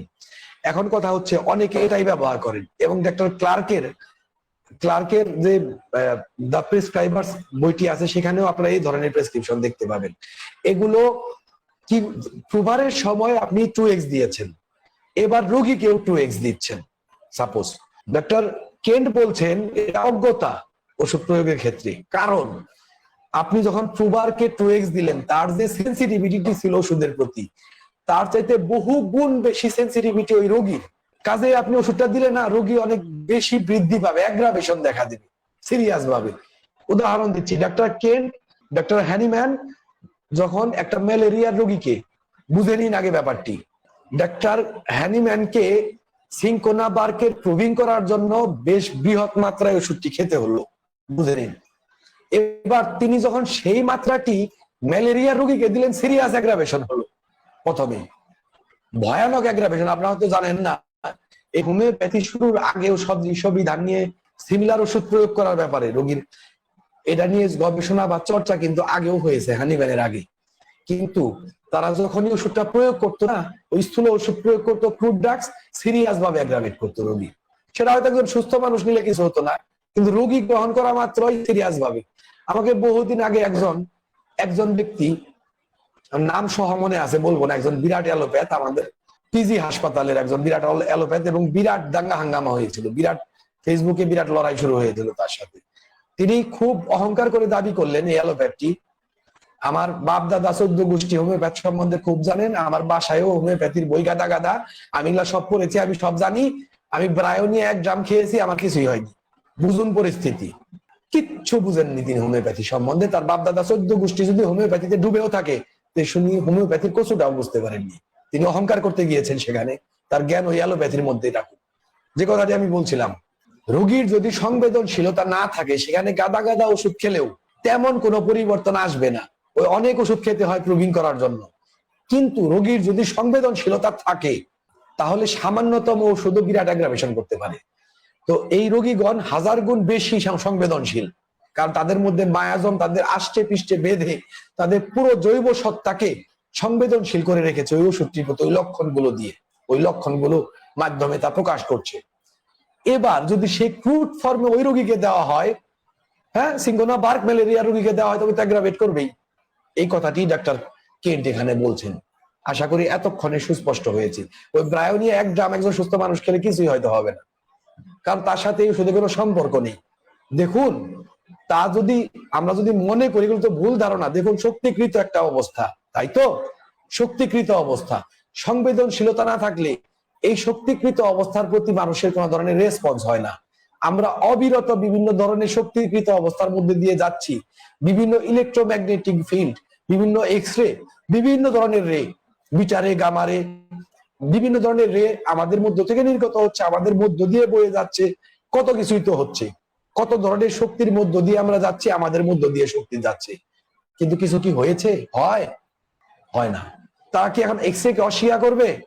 1 গ্রাম ব্রায়োনিয়া খেলে কিছু হয় না, এক্স-রে তাৎক্ষণিক ভাবে তো আপনিও কিছু টের পাবেন না। আপনার মধ্যে দিয়ে যদি এক্স-রে চালানো হয়, টের পান কিছু? তাহলে এক্স-রেও ভুল, এক্স-রেও করা কার্যকরী কিছু না, এর মধ্যে কোনো শক্তি নেই। সেই অ্যালোপ্যাথের কথা মোতাবেক বলতে হয়। তাই ওগুলো বাদ দিন। মুদ্রা কথাটি হচ্ছে যে প্রুভারের চাইতে রোগী অনেক বেশি সংবেদনশীল থাকে, কাজে সেই ক্রুড ফর্মে তাকে আর ব্যবহার করা যাবে না। এটাই হচ্ছে কেন্টের মূল আলোচ্য বিষয়। জানি না আপনাকে ঠিক বুঝাতে পারলাম কিনা। মোহাম্মদ জুয়েল রানা সাহেব বলছেন, আসসালামু আলাইকুম স্যার। ওয়ালাইকুম সালাম। ফারিয়া তাসমিন বলছেন, আপনার 4টা বই আমার সংগ্রহে আছে, আমি আপনার সব বই সংগ্রহে সমৃদ্ধ নিজে হতে চাই এবং অন্যকে সমৃদ্ধ করতে চাই। আল্লাহ রাব্বুল আলামিন যদি কখনো আমাকে চেম্বার দেওয়ার সুযোগ দেন, তাহলে তখন আমার চেম্বারে অন্যান্য রাইটারের সাথে আপনার বইগুলো থাকবে। আমি সবাইকে সংগ্রহে রেখে জ্ঞান আহরণের জন্য আহ্বান জানাবো ইনশাল্লাহ। ফারিয়া তাসমিম, আপনাকে আন্তরিকভাবে ধন্যবাদ। আমার প্রতিও রহম। এটা হোমিওপ্যাথির জন্য এটা এক ধরনের কাজ, যদি আমার বই যোগ্য হয়ে থাকে।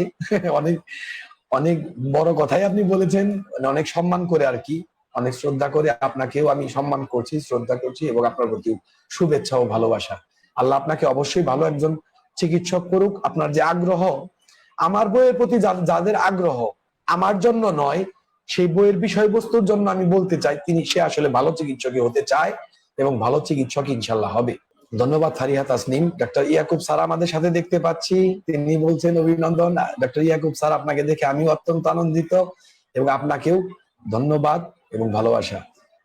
মোহাম্মদ সাইফুর রহমান সাহেব বলছেন, বুঝতে পেরেছি রোগীর জন্য ওষুধের সূক্ষ্ম মাত্রা, কিন্তু সুস্থ দেহে প্রয়োগ করার জন্য কিছুটা স্থূল পরিমাণ দেওয়া হয়। Right, absolutely right. আপনি বুঝতে পেরেছেন। আমি আপনার সম্বন্ধে কিছুটা হলেও জানি। আপনার যথেষ্ট মেধাবী ব্যক্তি আপনি, কাজে আপনি বুঝতে পারবেন, এটাই আমার প্রত্যাশিত। এবং বুঝে নিয়েছেন যে এটা আমি আরো খুশি। এই যে একটু একটু কনফিউশন গুলো দূর করে নিয়েছেন, এতে আমি সত্যি আন্তরিকভাবে খুশি। এখন আমি আমার আজকের মতো এই ক্লাসটা সমাপ্ত করতে যাচ্ছি। তারপরে যদি আপনাদের কোনো কথা থেকে থাকে কমেন্টসে জানিয়ে রাখবেন, আমি পরবর্তী সময় দেখবো ইনশাল্লাহ, এবং পরবর্তীতে আপনাদের সেগুলো উত্তর দেওয়ার বা সেগুলো নিয়ে আলাদা এপিসোড করার বা ভিডিও করার, যা কিছুই করি সেগুলো একটা কিছু করার চেষ্টা করব। তো আপনারা সবাই জানেন সবাই যে বর্তমানে কিন্তু কোভিড-19 এর প্রাদুর্ভাব অনেক বেশি। থিওরি তত্ত্ব অনেক কিছু রয়েছে, কিন্তু আমি বলি কোনো কিছুকেই অবহেলা করবেন না। জ্ঞানী লোক সমস্ত কিছুকেই যথাযোগ্য মর্যাদা দেয়, যথাযোগ্য গুরুত্ব দেয়। কাজেই আপনি আপনার মতো করে সতর্ক থাকুন, ভালো থাকুন, সুস্থ থাকুন, এই প্রত্যাশা রেখে, এবং আগামী ক্লাসে আপনারা সবাই তো থাকবেনই, যতটুকু সম্ভব অন্যান্য শিক্ষার্থীগণ থাকেন সেই বন্দোবস্ত আপনারাই করুন, সেই প্রত্যাশা রেখে আমি আজকের মতো বিদায় নিচ্ছি। ধন্যবাদ সবাইকে।